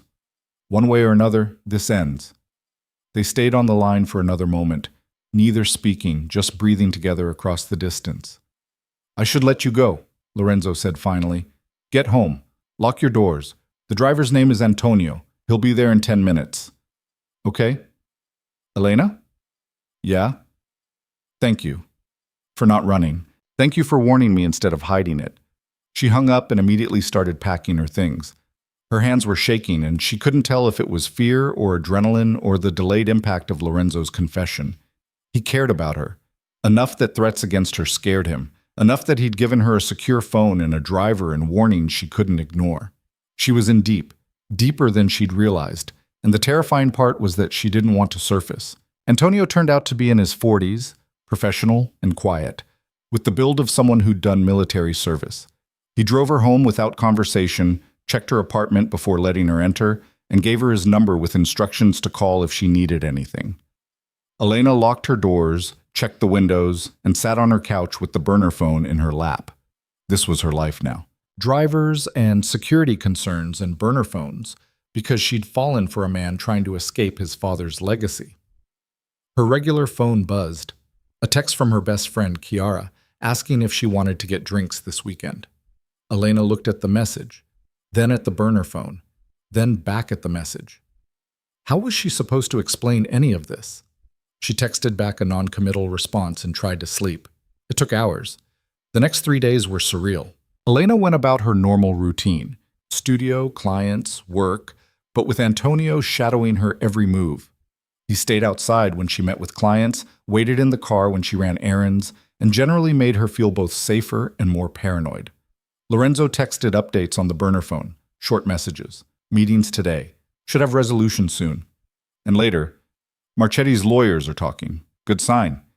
Elena wanted to call him, to hear his voice, but something held her back. This felt too fragile, too dangerous to push. On Saturday afternoon, her regular phone rang. Unknown number. Hello? Signorina Russo, this is Vittorio Marchetti. Elena's blood froze. How did you get this number? That's not important. What's important is that we talk. I have nothing to say to you. Then listen. Lorenzo De Luca is playing a dangerous game. He thinks he can remake his father's empire into something clean, something legitimate, but there are consequences for that kind of transformation. People get hurt, businesses fail, old agreements get broken. What does this have to do with me? You're his weakness now, the pretty designer he parades around to prove he's changed. But you're just another piece on the board, and if you're smart, you'll remove yourself before the board gets flipped. Elena's hand tightened on the phone. Is that a threat? It's advice. From someone who's seen this play out before. Carlo De Luca tried to go legitimate once. It didn't end well for anyone involved. I'm hanging up now. One more thing. Ask Lorenzo about the warehouse fire in Secondigliano. Ask him what really happened to the witnesses who were going to testify against his family. Ask him if he's really as different from his father as he claims. The line went dead. Elena stood frozen in her studio, phone still pressed to her ear, Marchetti's words echoing in her head. She should call Lorenzo immediately, tell him about the contact, but instead she found herself opening her laptop and typing Secondigliano Warehouse Fire De Luca into the search bar. The articles that came up made her stomach drop. 3 years ago, a warehouse owned by one of the De Luca subsidiary companies had burned down. 4 people died. There had been an investigation, witnesses who claimed it was arson, rumors of insurance fraud, and then the witnesses had recanted, the investigation had stalled, and the whole thing had disappeared from the news cycle. Lorenzo would have been in his mid-20s then, just taking over from his father. Elena's hands shook as she scrolled through article after article, each one painting a picture that contradicted everything Lorenzo had told her about legitimizing the family business. Her burner phone rang. She stared at it for 3 rings before answering. Are you okay? Lorenzo asked immediately. Antonio said you looked upset. I'm fine. You're lying. What happened? Elena took a deep breath. Marchetti called me. Silence. Then, in a voice gone deadly quiet. When? 10 minutes ago. On my regular phone. What did he say? That I'm a weakness. That I should walk away before I get hurt. And he told me to ask you about a warehouse fire in Secondigliano. More silence.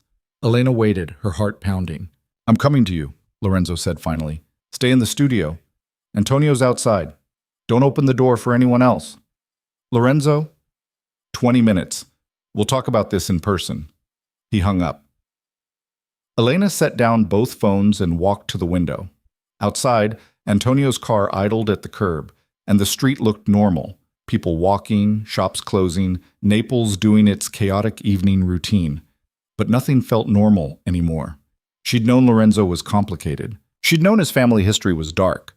But hearing about potential murders, potential arson, witnesses who mysteriously changed their stories, that was different than vague warnings about criminal connections. That was real, specific, dangerous in ways she'd been able to ignore until now. Exactly 19 minutes later, Lorenzo's car pulled up. He got out, spoke briefly with Antonio, and headed toward the studio entrance. Elena buzzed him in. He looked different, older somehow, with shadows under his eyes and tension in his shoulders. He stopped just inside the door, hands in his pockets, like he wasn't sure he was allowed closer. Tell me what Marchetti said. Exactly. Elena recounted the conversation, watching Lorenzo's face grow harder with each word. When she finished, he was completely still. And then you looked it up, he said. Yes. What did you find? Articles, investigations, dead witnesses and convenient recantations. Lorenzo nodded slowly. What do you want to know? The truth. All of it.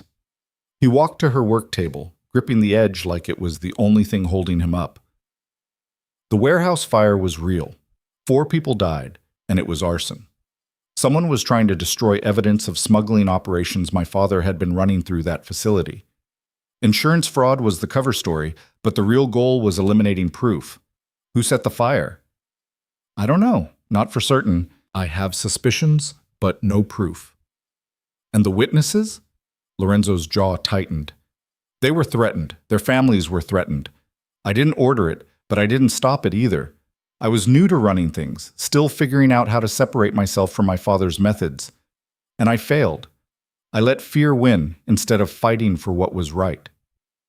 People died, Lorenzo. I know. And you just, what? Swept it under the rug?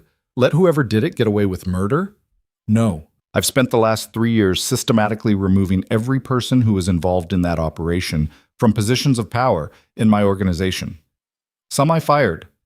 Some I helped law enforcement build cases against. Some I paid to disappear and never come back. It's not justice, but it's what I could do without starting a war that would have killed more people. Elena stared at him. You should have told me. I know. Before I signed the contract, before I met your mother, before any of this. You're right. I should have. But I was selfish and I wanted you in my life. And I convinced myself that keeping you separate from that part of my history meant it wouldn't touch you. It's touching me now. Yes, it is. Elena walked to the window, needing distance. I don't know what to do with this. I don't expect you to do anything with it. This is my mess, my responsibility. You didn't ask for any of it, but I'm here anyway. You don't have to be. She turned to face him. Is that what you want?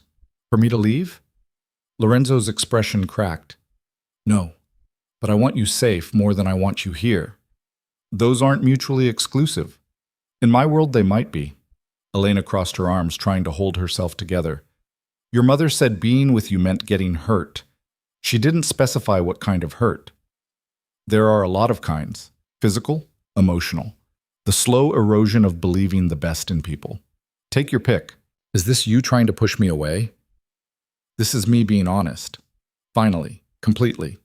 He straightened, meeting her eyes. I'm trying to be better than my father.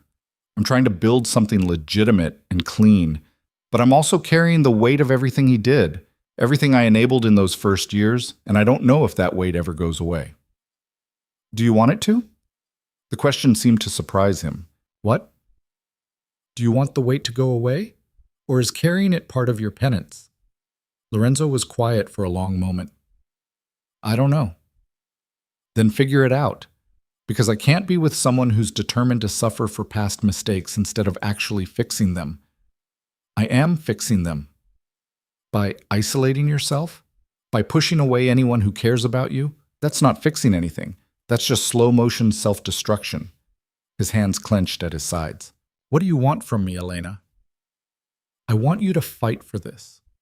Not just for your business or your family legacy. For us. For the possibility that maybe you can have something good despite the ugliness. I don't deserve something good. That's not your call to make. They stared at each other across the studio, and Elena felt everything crystallizing into this moment. Either Lorenzo would step forward, would choose to believe he could have something beyond guilt and legacy, or he'd retreat into the safety of self-imposed isolation. She held her breath. Lorenzo moved, not away but toward her, crossing the space in 3 long strides. His hands came up to frame her face, and his eyes were desperate and dark and completely focused on her. I don't know how to do this, he said roughly. I don't know how to be what you need while also keeping you safe from what I am. Then we figure it out together. Elena? She kissed him. It was a bad idea, possibly the worst idea she'd ever had. But she kissed him anyway, and Lorenzo responded like he'd been waiting for permission. His arms came around her, pulling her close, and the kiss was fierce and messy and real in a way that terrified her. When they finally broke apart, both breathing hard, Lorenzo pressed his forehead to hers. I'm still dangerous, he whispered. I know. And this is still complicated. I know. And you're not running. Not yet, he laughed, short and sharp. You're either incredibly brave or incredibly stupid. Probably both. Lorenzo pulled back just enough to look at her. Marchetti, the situation. I need to handle it. How? Properly, through lawyers and legitimate channels. It's going to take time, and it's not going to be clean, but I'm not going to give him ammunition by doing anything illegal. And in the meantime, you keep Antonio, keep the secure phone, stay careful. And us? His thumb brushed her cheekbone. What about us? What are we doing, Lorenzo? Really? I don't know, but I want to find out. Elena nodded, leaning into his touch. Okay, then we find out, together. No more secrets. No more secrets, he agreed. It was a promise they both knew might be impossible to keep. But in that moment, surrounded by fabric and dreams and the beginning of something that could destroy them both, they chose to believe it anyway. Lorenzo stayed for another hour. They talked, really talked, about his father's legacy, about the specific steps he was taking to legitimize the business, about the people who supported the change, and the ones who fought it. Elena asked hard questions, and Lorenzo answered them with an honesty that was sometimes painful. When he finally left, kissing her one more time at the door, Elena felt simultaneously more grounded and more terrified than she'd been in weeks. She was choosing this. Choosing him. Choosing to walk into danger with her eyes open because the alternative, walking away from something real, felt worse. It was reckless and risky and probably going to end badly. But for the first time in her life, Elena was choosing passion over prudence, and she wasn't sure if that made her brave or just a fool. The next morning, Elena woke to 17 missed calls and a message on the burner phone that made her heart stop. Marchetti arrested early this morning. Wire fraud, extortion, racketeering. You're safe. I'm coming over. She was still in her pajamas when Lorenzo arrived, looking like he hadn't slept. He had coffee and pastries from her favorite cafe, and the tension in his shoulders had eased slightly. It's over? Elena asked, letting him in. The immediate threat, yes. He'll be in custody for a while, and his organization is scrambling. They won't have time to worry about you. Elena took the coffee gratefully, sinking onto her couch. How did you make it happen so fast? I didn't. The evidence has been building for months. Federal prosecutors, financial crimes unit. I just made sure they had everything they needed and convinced them to move quickly. He sat beside her, close, but not touching. I told you. Legal channels. I wasn't sure I believed you. I know. I wouldn't have believed me either. They sat in silence for a moment, drinking coffee while morning light filtered through the windows. Elena felt exhaustion settling into her bones, the kind that came from sustained fear finally releasing. "What happens now?" she asked. "Now you can go back to your life. No more Antonio shadowing you, no more burner phone, just work and normal problems." "And us?" Lorenzo set down his coffee, turning to face her fully. "That depends on you." On me? "You've seen the worst of my world now. The threats, the violence, the complications. You have all the information. So the question is whether you still want this." Elena looked at him, really looked. The shadows under his eyes, the tension he carried even in moments of supposed relief, the way his hands gripped his coffee cup like it might disappear. He was offering her an out, but she could see how much it cost him. "Do you want me to want this?" she asked. "More than anything, but I want you safe more than I want you here." "You keep saying that, like those are the only two options." "In my experience, they usually are." Elena set down her own coffee and shifted closer. "Then maybe we need to expand your experience." She kissed him, morning breath and coffee taste, and all the complicated feelings neither of them knew how to voice. Lorenzo responded immediately, his hand coming up to tangle in her hair, pulling her closer. When they finally broke apart, he was looking at her like she was something precious and impossible. "I don't deserve you," he said quietly. "Stop deciding what you deserve. That's not how this works." "Then how does it work?" "We figure it out as we go. We make mistakes, we fight. We try to be honest even when it's hard. And we don't run just because things get complicated." Lorenzo's thumb brushed her cheek. "Things are always going to be complicated with me. I'm starting to realize that. But my life was boring before you showed up and fought me over a parking space. Maybe I need complicated." He smiled, and it was the first genuine, unguarded smile she'd seen from him. "You're insane." "Probably, but so are you for wanting this." "Fair point." They spent the rest of the morning on her couch, talking about everything and nothing. Lorenzo told her about the actual logistics of dismantling his father's empire, the shell companies, the offshore accounts, the legitimate businesses tangled up with illegal ones. Elena told him about her dreams for the studio, the collection she wanted to design, the fashion week she'd always wanted to attend but never thought she could afford. It was ordinary and extraordinary at the same time. Just two people learning each other without immediate danger pressing down on them. Around noon, Lorenzo's phone rang. He checked it, frowned, and answered. "Mama, yes, I'm fine. No, she's fine too. Actually, I'm with her right now." He pulled the phone slightly away from his ear, and Elena could hear Giuliana's voice rising in rapid Italian. Lorenzo winced. "Yes, I know I should have called you first. Yes, I know you were worried. Can I... Mama, please..." He held the phone out to Elena. "She wants to talk to you." Elena took it cautiously.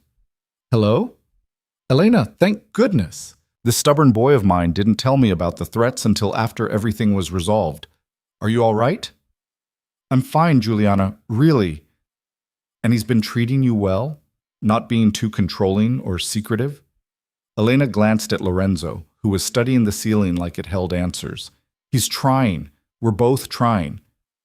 "Good. Come to dinner tonight, both of you. I want to see with my own eyes that you're both in one piece." "I don't want to intrude." "You're not intruding. Your family now, 6 o'clock. Don't be late." She hung up before Elena could argue. Elena handed the phone back to Lorenzo. "Your mother just declared me family and summoned us to dinner." "That sounds like her. We don't have to go if you're not ready." "Are you kidding? I'm terrified of what she'll do if we don't show up." Lorenzo laughed. Also a valid concern. That evening, they drove to Giuliana's house together. Elena had changed into a simple dress she'd made last month, navy blue with careful pleating at the waist. Lorenzo wore jeans and a button-down, more relaxed than she'd ever seen him. Giuliana answered the door wearing an apron covered in flour and sauce stains, her face lighting up when she saw them. "Finally, come in, come in. Dinner's almost ready." The dining room table was set for 4, which made Elena pause. "Are we expecting someone else?" "My daughter," Giuliana said. "Lorenzo's sister. She wanted to meet you." Lorenzo's expression tightened almost imperceptibly. "You didn't tell me Sofia was coming." "Because you would have made excuses. She's your sister, Lorenzo, and Elena should meet her."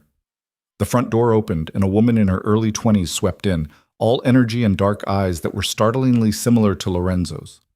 "Sorry I'm late. Traffic was murder coming from the university." She stopped when she saw Elena, a smile spreading across her face. "You must be Elena, the woman who somehow convinced my brother he's allowed to be happy." "I'm Sophia." She pulled Elena into a hug before Elena could respond, and the warmth of it was disarming. "Careful," Lorenzo said. "Elena's still deciding if I'm worth the trouble." "Smart woman," Sophia said, releasing Elena. "He's definitely trouble, but he's trying to be less terrible, so that counts for something." Dinner was chaos in the best way. Juliana had made enough food for 10 people, and Sophia kept the conversation moving with stories from her architecture program and pointed questions about how Elena and Lorenzo had met. Elena found herself laughing more than she had in weeks, watching the easy affection between Lorenzo and his family. "So he actually fought you over a parking space?" Sophia asked, delighted. "That's the most ridiculous meet-cute I've ever heard." "It wasn't ridiculous," Lorenzo protested. "It was ridiculous," Elena finished. "He was completely unreasonable." "He's always unreasonable when he doesn't get his way immediately," Sophia said. "One time when we were kids, someone took a seat at a restaurant and he refused to eat until they moved." "I was 7. You were 15. Juliana laughed, pouring more wine. "He gets it from his father. Carlo was the same way, stubborn beyond reason." The mention of Lorenzo's father created a brief silence. Sophia's smile dimmed slightly, and Lorenzo's hand tightened around his wine glass. "Anyway," Sophia said, recovering quickly, "I'm glad someone finally challenges him. He needs someone who won't just agree with everything he says." "I haven't agreed with anything he's said since we met," Elena admitted. "Perfect. Keep doing that." After dinner, Juliana and Sophia disappeared into the kitchen to handle dishes despite Elena's offers to help. Lorenzo led her out to the terrace, where the lights of Naples spread below them. "Your sister is wonderful," Elena said. "She is. She's also the only person in the family who has no connection to the business. My father made sure of that, kept her completely separate." "That was good of him?" "It was the one thing he did right." Lorenzo leaned against the railing. "Sophia doesn't know most of it. The illegal operations, the violence, the threats. She knows the family business has complications, but not the details. I want to keep it that way." "She's not a child, Lorenzo. She's in her 20s. "I know, but she has a chance at a normal life. I don't want to take that from her by dragging her into the ugliness." Elena moved to stand beside him. "Is that what you think you're doing to me? Dragging me into ugliness?" "Aren't I?" "No, you're letting me make my own choices. There's a difference." Lorenzo was quiet for a moment, then turned to face her. "I need to ask you something." "Okay?" "This thing between us. I need to know if it's real for you. Not just the excitement of danger or the novelty of my world. Actually real." Elena's breath caught. "Why are you asking?" "Because I'm falling in love with you, and I need to know if I'm doing it alone." The confession hung in the air between them, raw and vulnerable. Elena felt her heart hammering against her ribs. "You're not alone," she said quietly. "I'm falling too. Have been since that first dinner at Nanella's, probably. Maybe even since the parking space." Lorenzo's hand came up to cup her face. "That's insane. You keep using that word. Because it keeps being true." He kissed her, and it was different than the other times. Slower, deeper, weighted with the admission they'd both just made. Elena felt herself melting into it, into him, into the impossibility of this whole situation. When they finally broke apart, Lorenzo rested his forehead against hers. "I want to do this right. No more secrets, no more half-truths. Complete honesty, even when it's hard. I want that too. And I want you to meet more of my world, the legitimate parts, the people I work with, the businesses we're building. I want you to see what I'm trying to create, not just what I'm trying to escape." "Okay?" "Starting next week, there's a development project in Scampia, community center, affordable housing, job training programs. It's the first completely clean project we've done with zero connection to the old operations. I want you to see it." Elena pulled back slightly to look at him. "Why?" "Because it's the future I'm building, and I want you to be part of that future." The weight of what he was saying settled over her, This wasn't just about dating or falling in love. This was about choosing to be part of his transformation, his attempt to make something good out of a legacy of ugliness. "I'll come," she said. "But Lorenzo?" "Yeah?"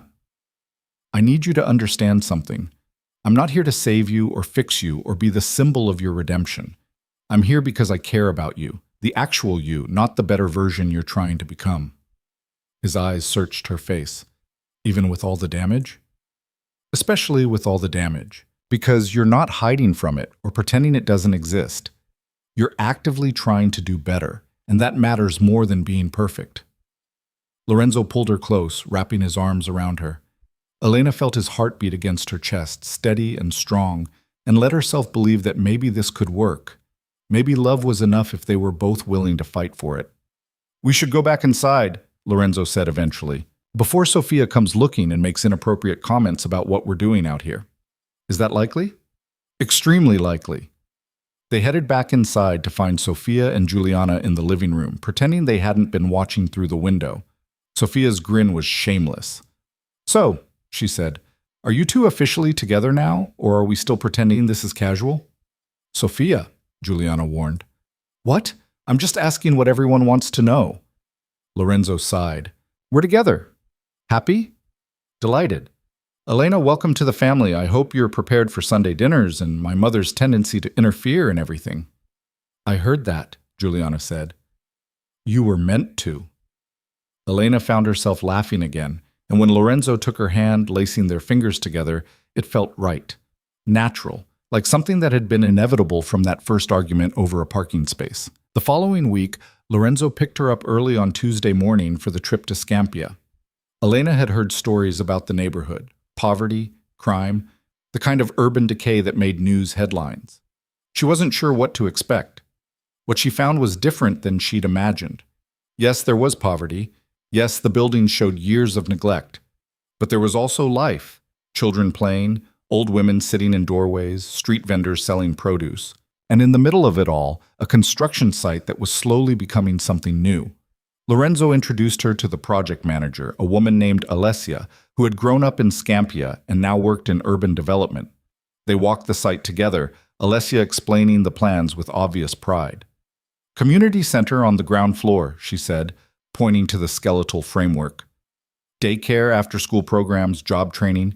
Second and third floors are affordable apartments. Nothing fancy, but safe and clean and actually affordable for people who live here." "How many units?" Elena asked. 40. And if this works, we're planning 3 more buildings like it in the next 2 years. They spent 2 hours touring the site, meeting workers, talking to community members who'd been involved in the planning. Elena watched Lorenzo interact with everyone, respectful, engaged, asking questions that showed he actually cared about the answers. This was a different side of him, not the dangerous man from a criminal family, but someone genuinely trying to make a difference. On the drive back, Elena was quiet, processing. "What are you thinking?" Lorenzo asked. "That this is really impressive, and that you're serious about changing things. Did you doubt it?" "I wanted to believe it, but seeing it makes it real." Lorenzo pulled over suddenly, parking on a side street.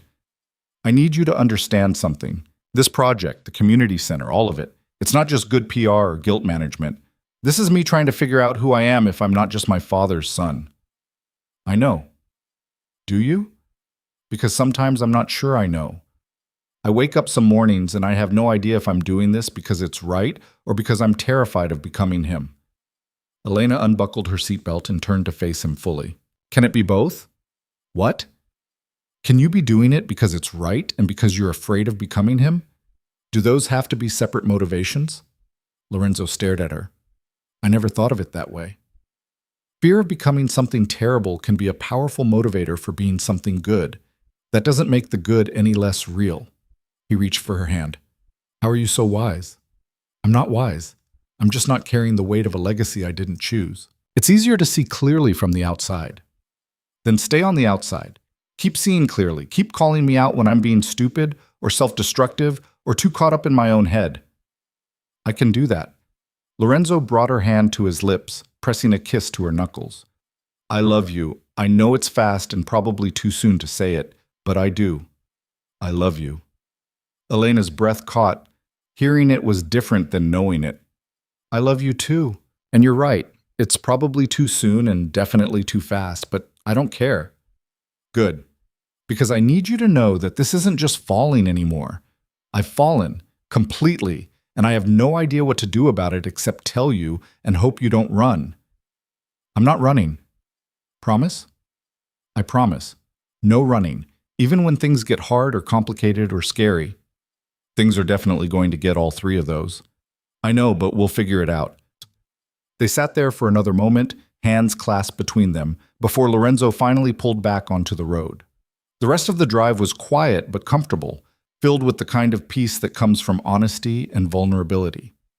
Back at Elena's studio, Lorenzo walked her inside and immediately noticed the new pieces she'd been working on. A collection of evening wear in deep jewel tones, each piece more ambitious than the last. "These are incredible," he said, examining a dress in emerald silk. "Are these for a show?" "I'm thinking about applying to show at Milan Fashion Week, the Emerging Designers Showcase." "You should." "It's expensive. The application fee alone is more than I make in a month, and if I get accepted, there's the cost of production, models, travel." "I'll cover it." Elena held up her hand. "No, absolutely not. We talked about this. This is different. This is an investment in your career. This is you trying to fix my problems with money." Lorenzo ran his hand through his hair, frustrated. "Why is it so hard for you to accept help? Why is it so hard for you to let me do things on my own?" They stared at each other, the first real flash of conflict since they'd admitted their feelings. Elena crossed her arms, and Lorenzo mirrored the gesture. "I'm not trying to control you," he said finally. "I know, but you're used to solving problems by throwing resources at them. I need to earn this. I need to know I got there because of my work, not because of my boyfriend's checkbook. Your work is why you'll get there. The money just removes obstacles. Those obstacles are part of the journey. Fighting through them makes the success mean something." Lorenzo was quiet for a long moment. "My mother said something similar once. When my father wanted to set her up with a shop, give her everything she needed to launch her career, she refused because she wanted to build it herself. What happened? She never got the chance. Marriage and family happened instead, and she spent 40 years wondering what might have been if she'd had the opportunity. Lorenzo, I'm not saying take the money. I'm saying don't let pride or principle stop you from an opportunity you've earned. Apply. If you get in, we'll figure out the costs. Maybe you get sponsors. Maybe you take a loan. Maybe I help and you pay me back over time. But don't not apply because of money." Elena wanted to argue, but he wasn't wrong. She'd been avoiding the application for weeks because the financial reality was daunting, not because she didn't think her work was good enough. "I'll think about it," she said finally. "That's all I ask." The tension between them eased. Lorenzo pulled her into his arms, and Elena let herself relax against him. "We're going to fight sometimes," she said against his chest. "I know, and I'm not always going to agree with you. I'm counting on it. And you're going to have to learn that helping doesn't always mean fixing." Lorenzo pressed a kiss to the top of her head. "I'm learning. It's just slow going." They stood there for a while, holding each other in the quiet of her studio. Outside, Naples continued its evening rhythm, and somewhere in the city, Lorenzo's world kept turning. The legitimate businesses, the complicated legacy, the slow transformation from darkness to something lighter. But in that moment, none of it mattered. Just the two of them, learning how to be together, despite all the reasons they shouldn't work. Elena pulled back slightly to look up at him. "Stay for dinner?" "I'd like that." They ordered pizza again. It was becoming their tradition, and ate sitting on the floor of her studio like they had that first day.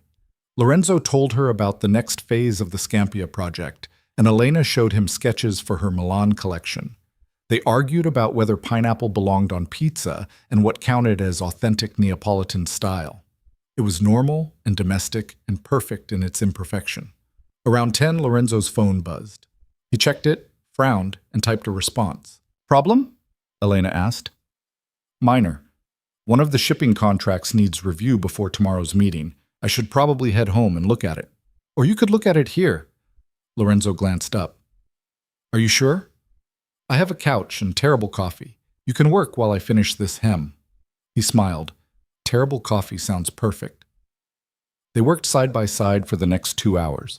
Lorenzo at her small desk reviewing contracts, Elena at her sewing machine finishing the emerald dress. It was companionable and easy, the kind of parallel existence that couples who'd been together for years fell into. When Lorenzo finally closed his laptop, Elena was adding the final touches to the dress. "Done?" he asked. "For tonight. You?" "For tonight." He came to stand behind her, hands on her shoulders, looking at the finished piece. "It's beautiful, really beautiful." "Thanks. It's for the collection, if I apply." "When you apply." Elena turned on her stool to face him. "You're very confident in me." "Someone has to be. You're too busy being practical and cautious. Those are usually good qualities." "They are. But sometimes you need someone to push you toward the scary things that are worth doing." Elena stood, closing the distance between them. "Is that what you're doing? Pushing me toward scary things?" "I'm the scariest thing you're doing right now." "True, but also the best." Lorenzo's arms came around her waist. "Stay with me tonight." "At my place?" Elena's heart skipped. "Is that a good idea?" "Probably not, but I don't want to leave you, and I don't want you coming all the way out to Posillipo this late just to turn around and come back in the morning." "Those are practical reasons." "Also, I want to wake up with you. That's an impractical reason." Elena smiled against his chest. "Okay." "Yeah?" "Yeah, let me grab some things." "Grab?" 20 minutes later, they were driving up into the hills, Elena's overnight bag in the back seat. The villa was quiet when they arrived, just the sound of the sea and the distant hum of the city below. Inside, Lorenzo gave her a real tour this time, not just the kitchen and dining room, but the library where he worked, the gym where he tried to burn off stress, the terrace where he went when the weight of everything got too heavy. His bedroom was on the second floor, simple and clean with floor-to-ceiling windows overlooking the bay. Elena had expected something ostentatious, but it was almost austere. A large bed, minimal furniture, nothing excessive. "I spend most of my time working," Lorenzo said, reading her expression. "This is just where I sleep." "It's nice. Peaceful." He showed her the bathroom, gave her space to change, and when they finally settled into bed, it was surprisingly easy. They lay facing each other in the dark, hands clasped between them. "Thank you," Lorenzo said quietly. "For what?" "For being here. For not running when you had every reason to. For believing I can be better than what I came from." "You don't have to thank me for seeing what's already there." Lorenzo pulled her closer, and Elena rested her head on his chest, listening to his heartbeat. Tomorrow would bring new complications, new challenges, new moments where they'd have to choose each other over easier paths. But tonight, they had this.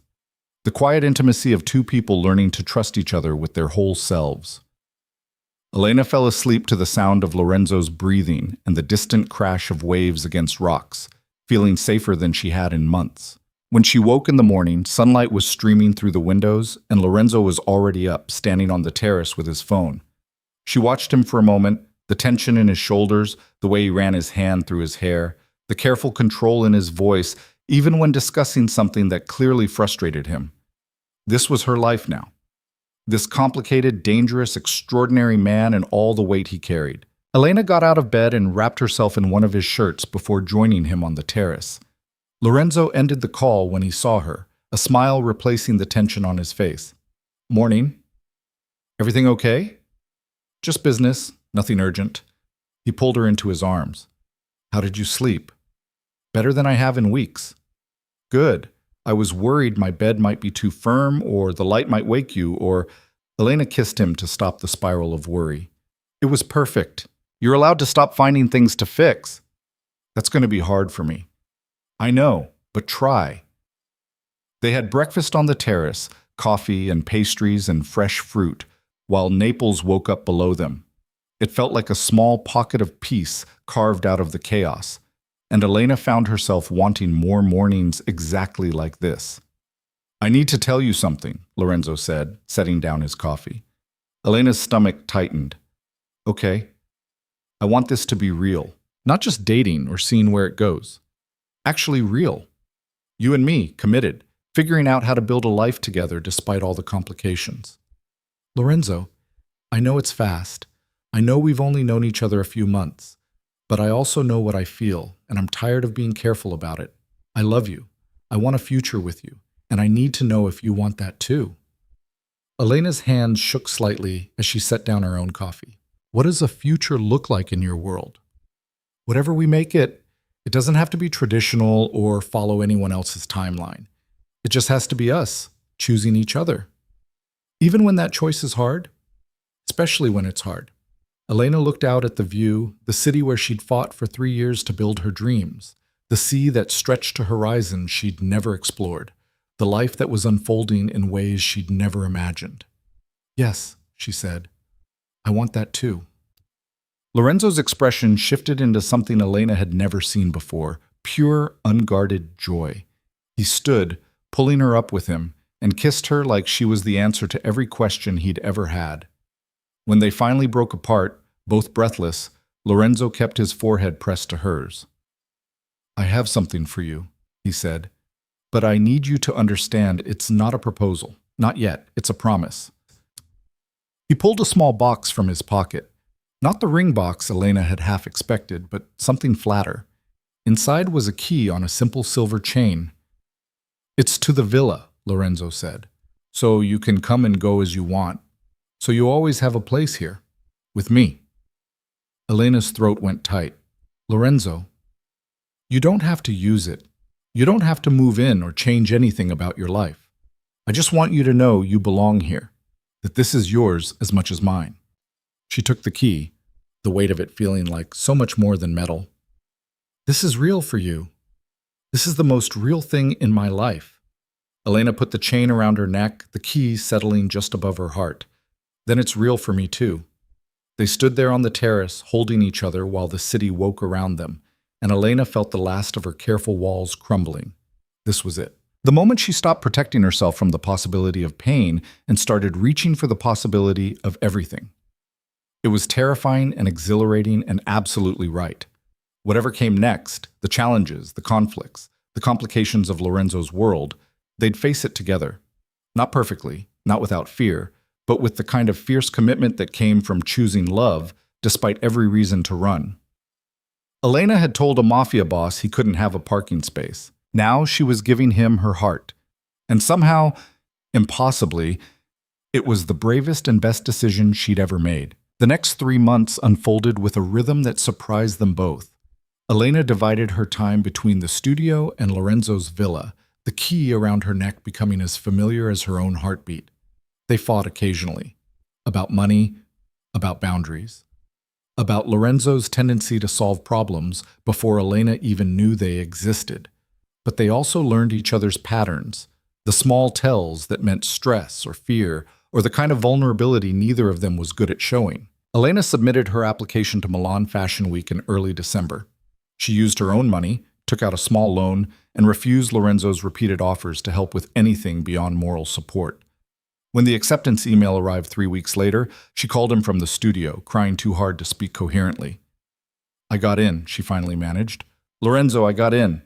He showed up 20 minutes later with champagne and that smile that still made her stomach flip. They celebrated on the floor of her studio, surrounded by the collection she'd poured herself into, and Elena felt like maybe all the struggling and rejection and doubt had been leading to this moment. But success brought its own complications. The production costs for the show were staggering. Elena had budgeted conservatively, but fabric alone was eating through her savings faster than she'd anticipated. Models, hair and makeup, transportation to Milan, it all added up to an amount that made her nauseous. Let me help, Lorenzo said for the 100th time, watching her calculate numbers at her work table. No. Elena, I said no. I'm figuring it out. By not sleeping? By taking on extra commissions you don't have time for, you're going to burn out before you even get to Milan. Elena threw down her pencil. What do you want me to say? That I can't do this without your money? That I need you to save me?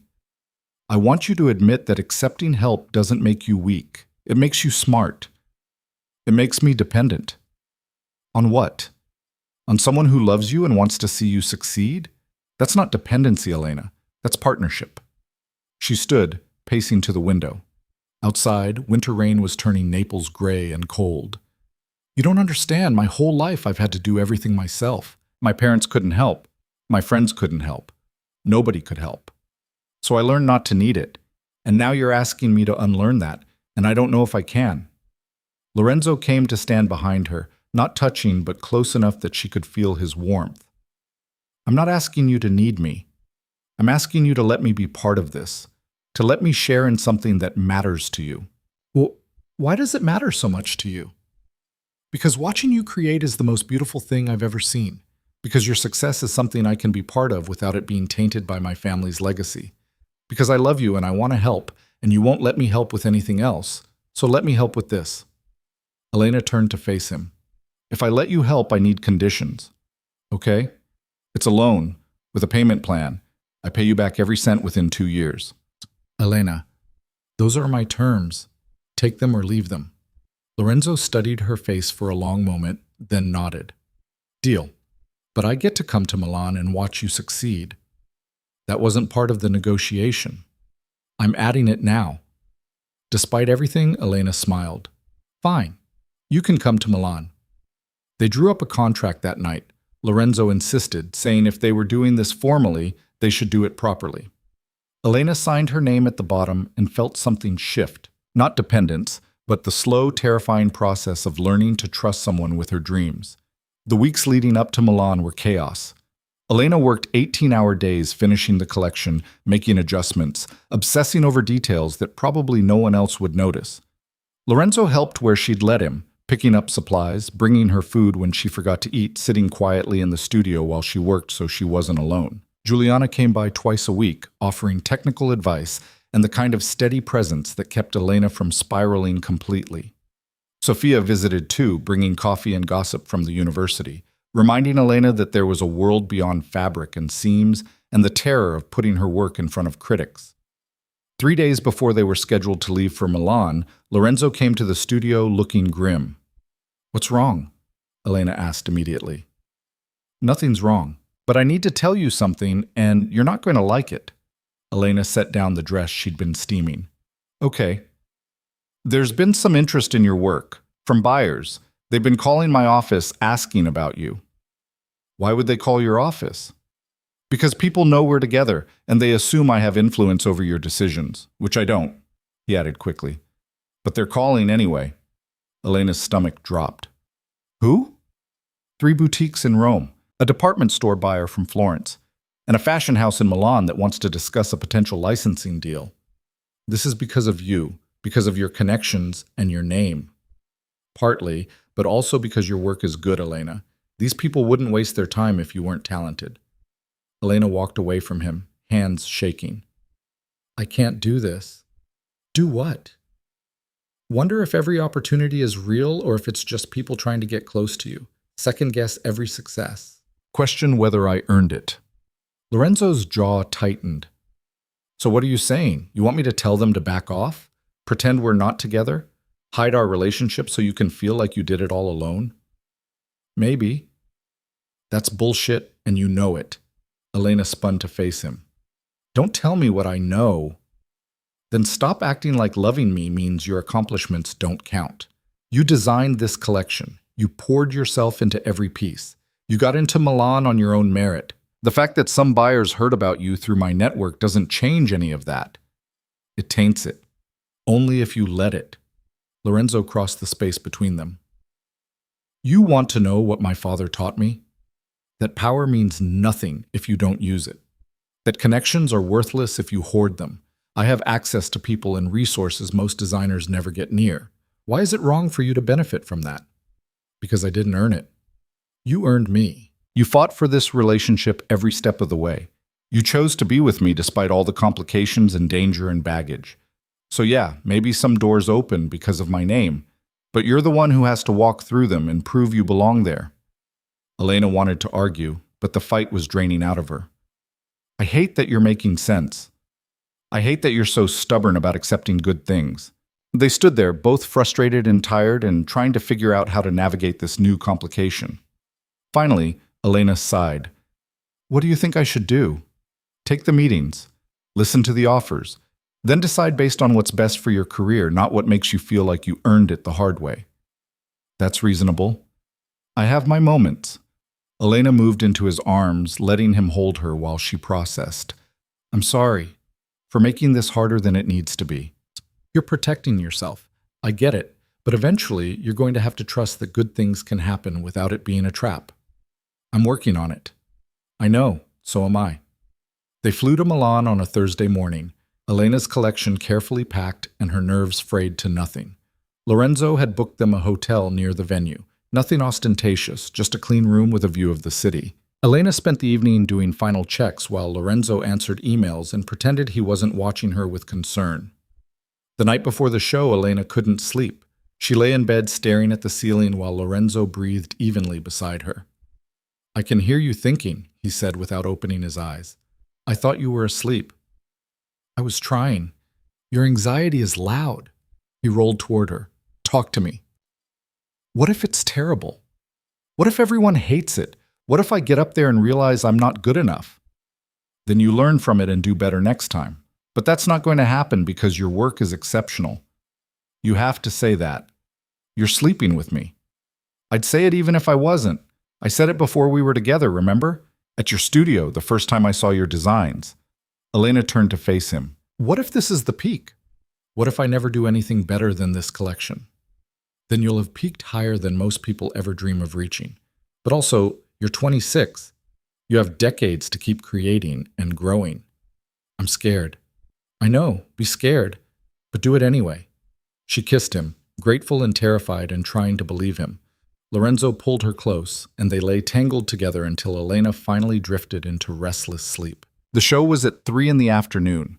Elena arrived at the venue at 7 in the morning, checked her pieces for the 100th time, and tried not to throw up from nerves. The other designers were a mix of confident and panicked, everyone dealing with the pressure in their own way. Lorenzo showed up at noon with coffee and a calm presence that helped more than Elena wanted to admit. He didn't try to fix anything or offer advice. He just stayed close, a steady anchor in the chaos. At 2:30, Juliana and Sofia arrived, both dressed beautifully and carrying the kind of energy that cut through Elena's spiral of anxiety. "You look like you're going to faint," Sofia said. "Breathe." "I'm breathing." "Deeper breaths. You're hyperventilating." Juliana took Elena's hands. "Listen to me. You've done the work. The pieces are perfect. Now you let them speak for themselves." "What if nobody listens?" "Then they're fools. But they will listen, because your work demands it." The show started at 3:15. Elena stood backstage, watching through a gap in the curtain as models from other designers walked. The audience was full: critics, buyers, fashion journalists, all the people whose opinions could make or break a career. Then it was her turn. The first model walked out in the emerald dress Elena had finished that night at Juliana's house. The second wore the burgundy piece she'd made for the gallery opening. One by one, her collection moved down the runway, and Elena forgot to breathe. It was different seeing her work on models, in motion, under the lights. The pieces she'd obsessed over for months suddenly looked alive, powerful, exactly what she'd imagined when she'd first sketched them. The audience response was muted. Fashion shows were always subdued, criticism coming later in reviews and orders. But Elena caught glimpses of people leaning forward, taking notes, exchanging glances that looked almost impressed. When the last model finished and Elena was supposed to come out for her bow, her legs wouldn't move. Lorenzo appeared at her elbow. "Go." "I can't." "You can." "I'll be right here when you get back." Elena forced herself to walk onto the runway. The applause was polite, professional, and she managed a small bow before escaping back behind the curtain where Lorenzo was waiting. "You did it," he said, pulling her into his arms. "I did it," Elena repeated, not quite believing it. The rest of the afternoon was a blur. Buyers approaching with cards and questions, critics asking about her inspiration and techniques, other designers congratulating her with varying degrees of sincerity. Elena answered questions on autopilot, smile plastered on, trying to process that it was over and she'd survived. By 7, she was exhausted and starving and desperately needing quiet. Lorenzo extracted her from the venue and took her back to the hotel, where he ordered room service and let her collapse on the bed. "How do you feel?" he asked, handing her wine. "Numb. Overwhelmed. Like maybe I didn't completely humiliate myself." "You were brilliant." "You're biased." "Extremely, but also right." He pulled out his phone. You have 14 messages from buyers who want to meet tomorrow, 3 interview requests, and 1 very enthusiastic email from the fashion house I mentioned. Elena sat up. What does it say? Lorenzo handed her the phone. Elena read the email twice, her hands shaking. They wanted to discuss a collaboration, a full collection under her name, backed by their resources and distribution network. It was the kind of opportunity designers spent careers hoping for. This can't be real, she said. It's real. They probably sent it because of you. They sent it because 50 people watched your show this afternoon and realized you're the real thing. Lorenzo took the phone back. You can meet with them or not, your choice. But don't dismiss it just because it feels too good to be true. Elena flopped back on the bed. I don't know how to do this. Do what? Success. I know how to struggle and fight and push through obstacles. I don't know how to handle things actually working out. Lorenzo lay down beside her. You learn, same way you learned everything else. What if I mess it up? Then you mess it up and figure out how to fix it, but you won't because you're smart and talented and more capable than you give yourself credit for. Elena rolled toward him. When did you become the optimistic one? When I fell in love with someone who sees the best in me despite all evidence to the contrary, it's contagious. She kissed him, soft and grateful and full of emotions she didn't have words for. When they finally broke apart, Lorenzo was smiling. I'm proud of you, he said quietly, in case I haven't said it enough. You've said it plenty. Then I'll say it again. I'm proud of you, Elena Russo, for fighting for your dreams, for not giving up even when it was hard, for letting me be part of this. Elena felt tears prick her eyes. Thank you, for believing in me, for pushing me when I needed it and backing off when I asked, for being here. Nowhere else I'd rather be. They spent the rest of the evening in bed, eating room service and watching terrible Italian TV and pretending the outside world didn't exist. It was perfect in its simplicity. Just 2 people who loved each other, celebrating a victory they'd both earned in different ways. The next morning brought meetings.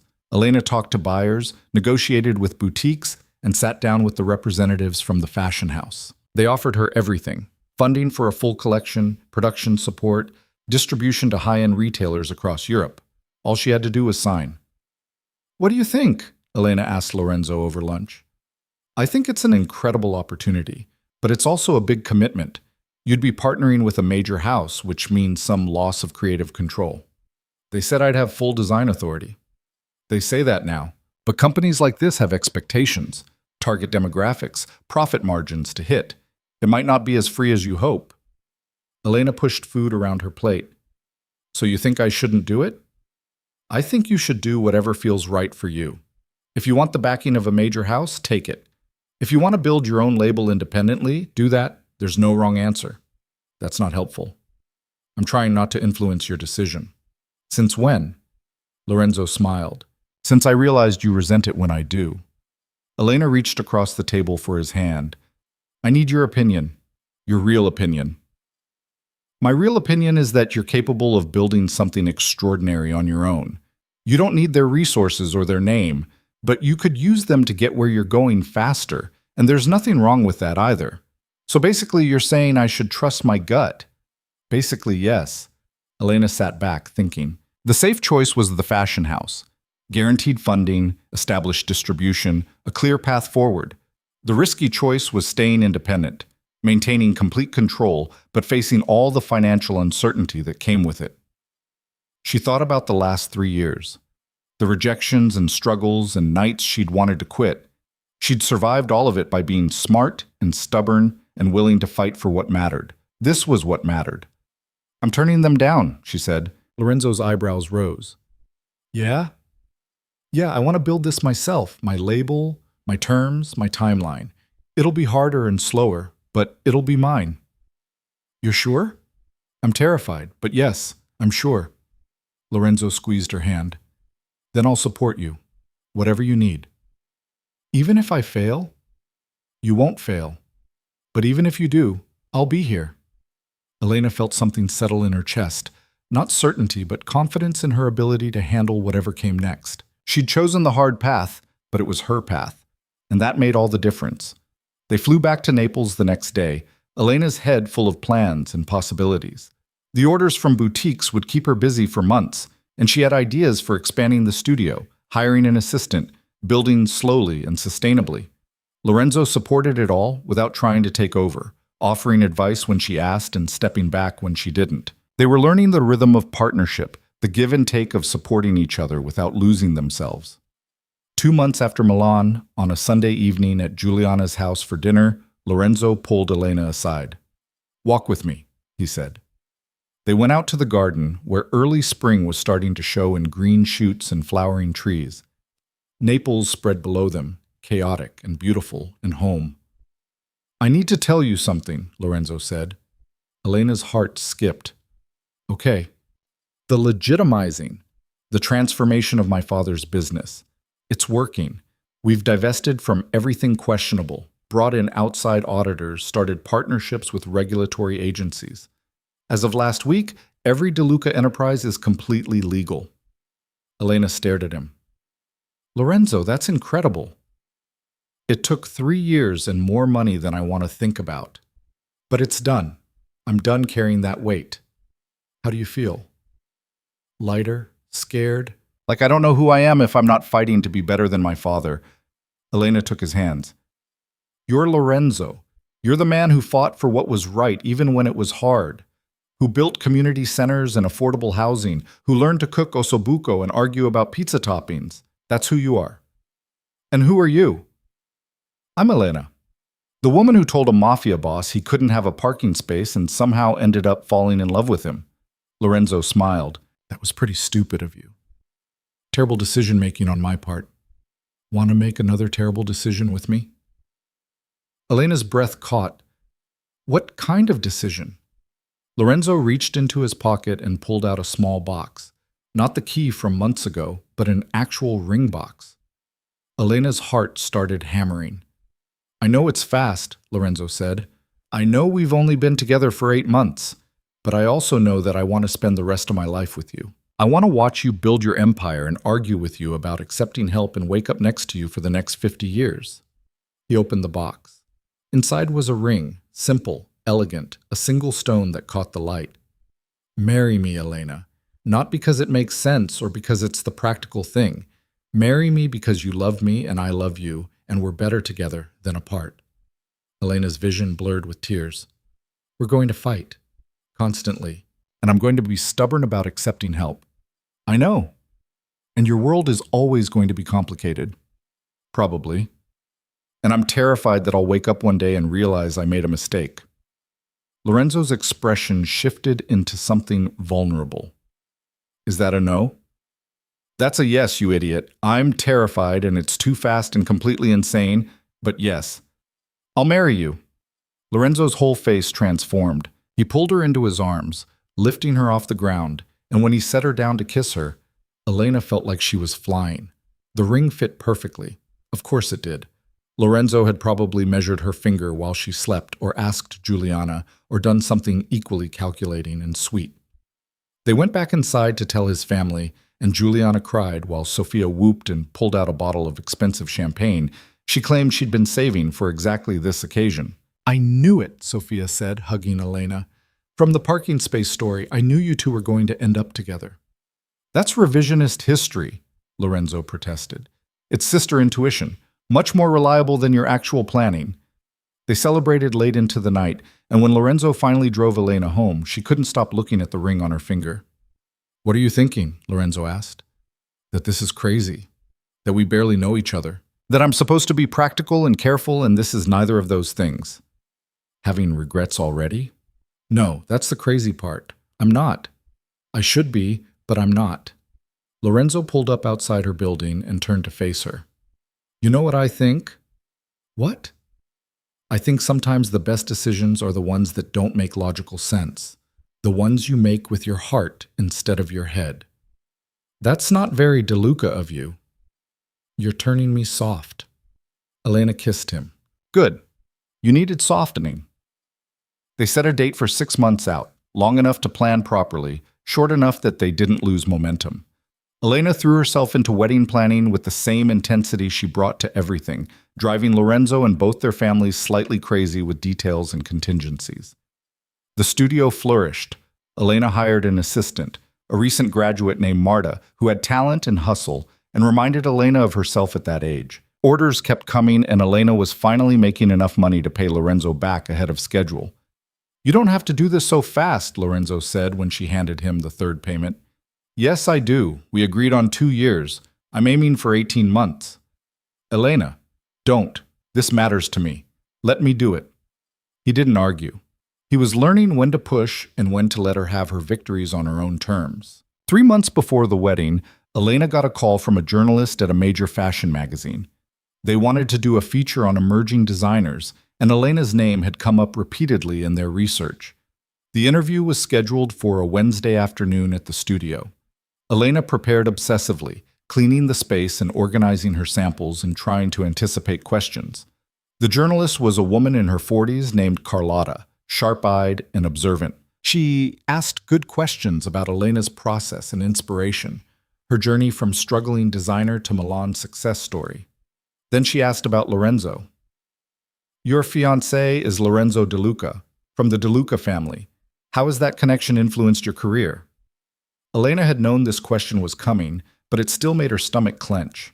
"It hasn't. My work speaks for itself. But surely his connections have opened doors." "Some doors, yes. But I'm the one who has to walk through them and prove I belong. The connection might get you a meeting. The work is what gets you the commission. There are people who say you're only successful because of your relationship. There are always people who say that about women who succeed, especially when they're with powerful men. It doesn't make it true." Carlotta smiled slightly. "That's a good answer. It's an honest answer." The interview continued, and when it was over, Elena felt wrung out but satisfied. She'd said what needed saying without being defensive or apologetic. The article came out 2 weeks later. It was fair, highlighting Elena's talent while acknowledging the complications of her relationship with Lorenzo. The comment section was brutal, people questioning her merit, calling her a gold digger, suggesting she'd slept her way to success. Elena made the mistake of reading them. Lorenzo found her at the studio that evening, staring at her laptop with tears streaming down her face. "Talk to me," he said, pulling up a chair. "They think I'm a fraud, that everything I've accomplished is because of you." "Some people think that. Most people don't." "How do you know?" "Because you have orders backed up for months. Because buyers keep calling. Because your work is in boutiques across Italy. That doesn't happen because of connections. That happens because you're talented." "What if they're right? What if I only got here because of you?" Lorenzo turned her chair to face him. "Listen to me. I've been in business my whole life. I know the difference between someone with talent and someone just riding connections. You have real talent, Elena, the kind that would have gotten you here eventually, with or without me. Maybe it would have taken longer. Maybe the path would have been harder. But you would have made it." "You can't know that." "Yes, I can. Because I've seen you work. I've seen you fight for every commission and pour yourself into every piece. That's not luck or connections. That's you being exceptional." Elena leaned into him, letting him hold her while she cried out the frustration and doubt. When she finally pulled back, Lorenzo wiped her tears with his thumbs. "You want to know what I learned from my father?" he asked. "What?" "That people will always find reasons to diminish your success. If you're connected, they say you didn't earn it. If you're self-made, they say you're lucky. If you're a woman, they say you slept your way there. The criticism never stops. So you might as well do what makes you happy and let them talk." That's surprisingly wise. "I have my moments." Elena closed her laptop. "I'm not reading comments anymore." "Good plan. And I'm going to keep working and proving them wrong." "Even better plan." They went to dinner at Ninella's that night, their place where it had all started. Franco recognized them immediately, his weathered face breaking into a smile. "The designer and the boss. We haven't seen you two in months." "We've been busy," Lorenzo said, shaking his hand. "Too busy for good food? That's no way to live." They ordered their usual, and while they waited, Elena looked around the crowded restaurant. Nothing had changed. Same cramped tables, same chaotic energy, same feeling of being part of something larger than themselves. "What are you thinking?" Lorenzo asked. that I'm glad we came back here, that some things should stay the same even when everything else is changing. Agreed. Their food arrived, and they ate and talked and reminded themselves why they'd fallen in love in the first place. Not because of power or connections or what they could do for each other, but because they made each other laugh and challenged each other and felt more like themselves together than apart. The wedding happened on a Saturday in June. They'd chosen a small venue in Posillipo with views of the sea, intimate enough for just family and close friends. Elena wore a dress she'd designed herself, simple ivory silk with careful construction that Juliana had helped her perfect. Lorenzo cried when he saw her walking down the aisle. Not subtle tears, but actual crying, the kind that made Sophia laugh and Juliana cry harder. Elena's own eyes were wet by the time she reached him. "You're beautiful," he whispered. "You're biased." Extremely, but also right. The ceremony was short and sweet, focused on promises they both meant. To support each other. To be honest even when it was hard.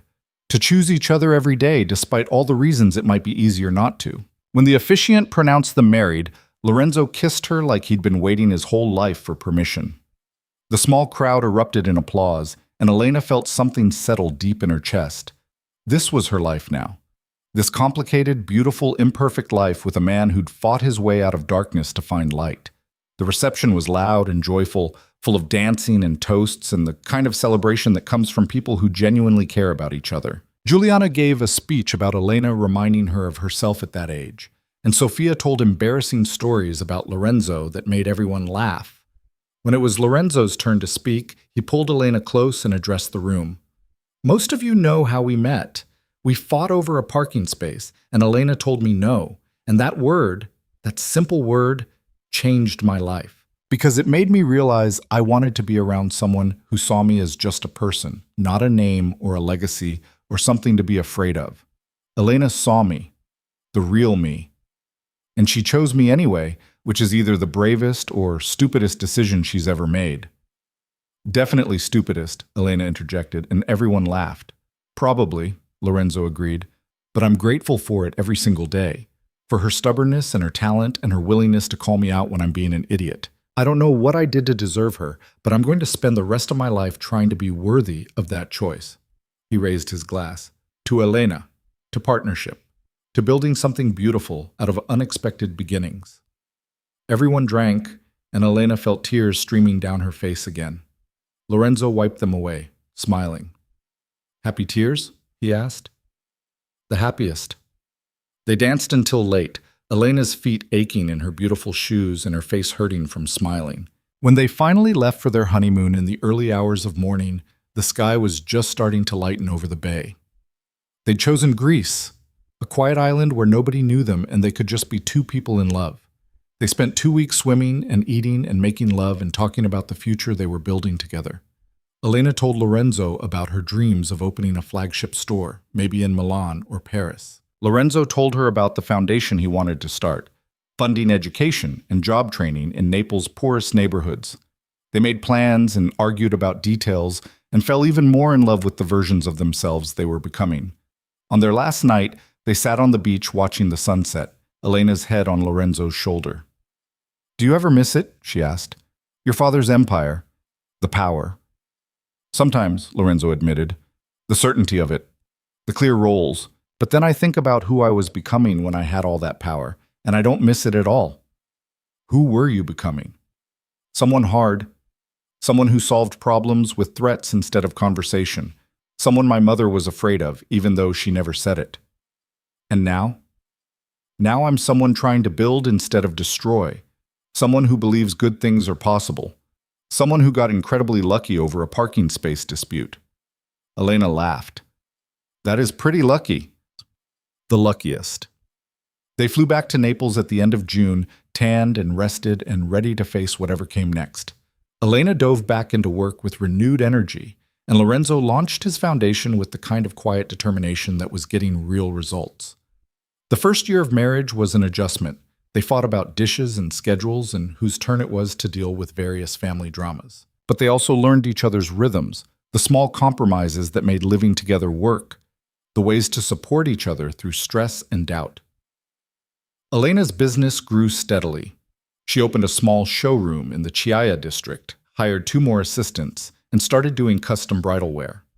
Every success felt earned, built on her own merit and hard work, with Lorenzo supporting from the sidelines in ways that empowered rather than overshadowed. Lorenzo's foundation funded 3 new community centers in its first year, providing resources to thousands of families. He was building the legacy he'd always wanted, one based on helping rather than hurting, creating rather than controlling. On their first anniversary, Lorenzo took Elena back to the spot where they'd fought over the parking space. It was early evening, the same time of day they'd first met, and the street looked exactly the same. "This is where it all started," Elena said, looking at the unremarkable stretch of pavement. "Worst parking job I've ever seen," Lorenzo said. "You were blocking the entire street. You were over the line." They grinned at each other, the old argument familiar and comfortable now. "I'm glad you didn't back down," Lorenzo said seriously. "I'm glad you were stubborn enough to track me down. Want to know a secret?" "Always." "I knew your name before I picked up your business card. I'd seen it fall, read it, and decided right then I was going to find you. The card was just an excuse." Elena's mouth fell open. "You stalker? Determined romantic. That's the same thing." "Is it though?" She shoved him playfully, and Lorenzo caught her hands, pulling her close. "I love you, Elena De Luca." "I love you too, even though you're a controlling, stubborn, manipulative." He kissed her to stop the list, and Elena melted into it. When they finally broke apart, both breathing hard, she smiled against his mouth. "Happy anniversary." "Happy anniversary." They drove to dinner at a new restaurant Lorenzo had found, and over wine and good food, they talked about the next year. Elena wanted to show at Paris Fashion Week. Lorenzo wanted to expand the foundation to other cities. They made plans and dreamed together, building a future that honored both their ambitions. Life wasn't perfect. They still fought, still struggled with balancing work and relationship, still had moments where they had to choose each other over easier paths. But they showed up for it anyway, day after day, because what they'd built together was worth the effort. Elena learned to accept help without feeling weak. Lorenzo learned that supporting someone didn't mean solving all their problems. They both learned that love wasn't about being perfect or having all the answers. It was about showing up honestly, fighting for what mattered, and choosing each other even when it was hard. 2 years after the wedding, Elena's collection showed in Paris to critical acclaim. 3 years in, Lorenzo's foundation was operating in 5 cities. 4 years in, they bought a house together. Not the villa in the hills, but a place in the city where they could build their own memories instead of living in his family's shadow. Through it all, they kept coming back to Nanella's for dinner, to the parking space where it started, to the reminder that sometimes the smallest moments lead to the biggest changes. Because Elena had told a mafia boss he couldn't have what he wanted, and in doing so, had given them both something neither knew they needed. Not just love, but partnership. Not just passion, but genuine respect. Not just the excitement of danger, but the steady comfort of someone who saw all of you and chose to stay anyway. They'd built something extraordinary out of a parking space argument, a life neither of them could have imagined, but both of them fought to keep. And every day, they chose it again. Chose each other. Chose to believe that broken people could build beautiful things if they were willing to do the work. It wasn't always easy, but it was always worth it. And that, Elena thought, every time Lorenzo kissed her goodnight, or made her laugh, or challenged her to be better than she thought she could be, was everything. Sometimes the boldest risks really did lead to everything. Sometimes fighting for 5 minutes over asphalt and pride really could ignite the greatest destiny. Sometimes you just had to be brave enough or stupid enough to tell someone no and mean it. Elena had been both, and she'd do it all over again in a heartbeat.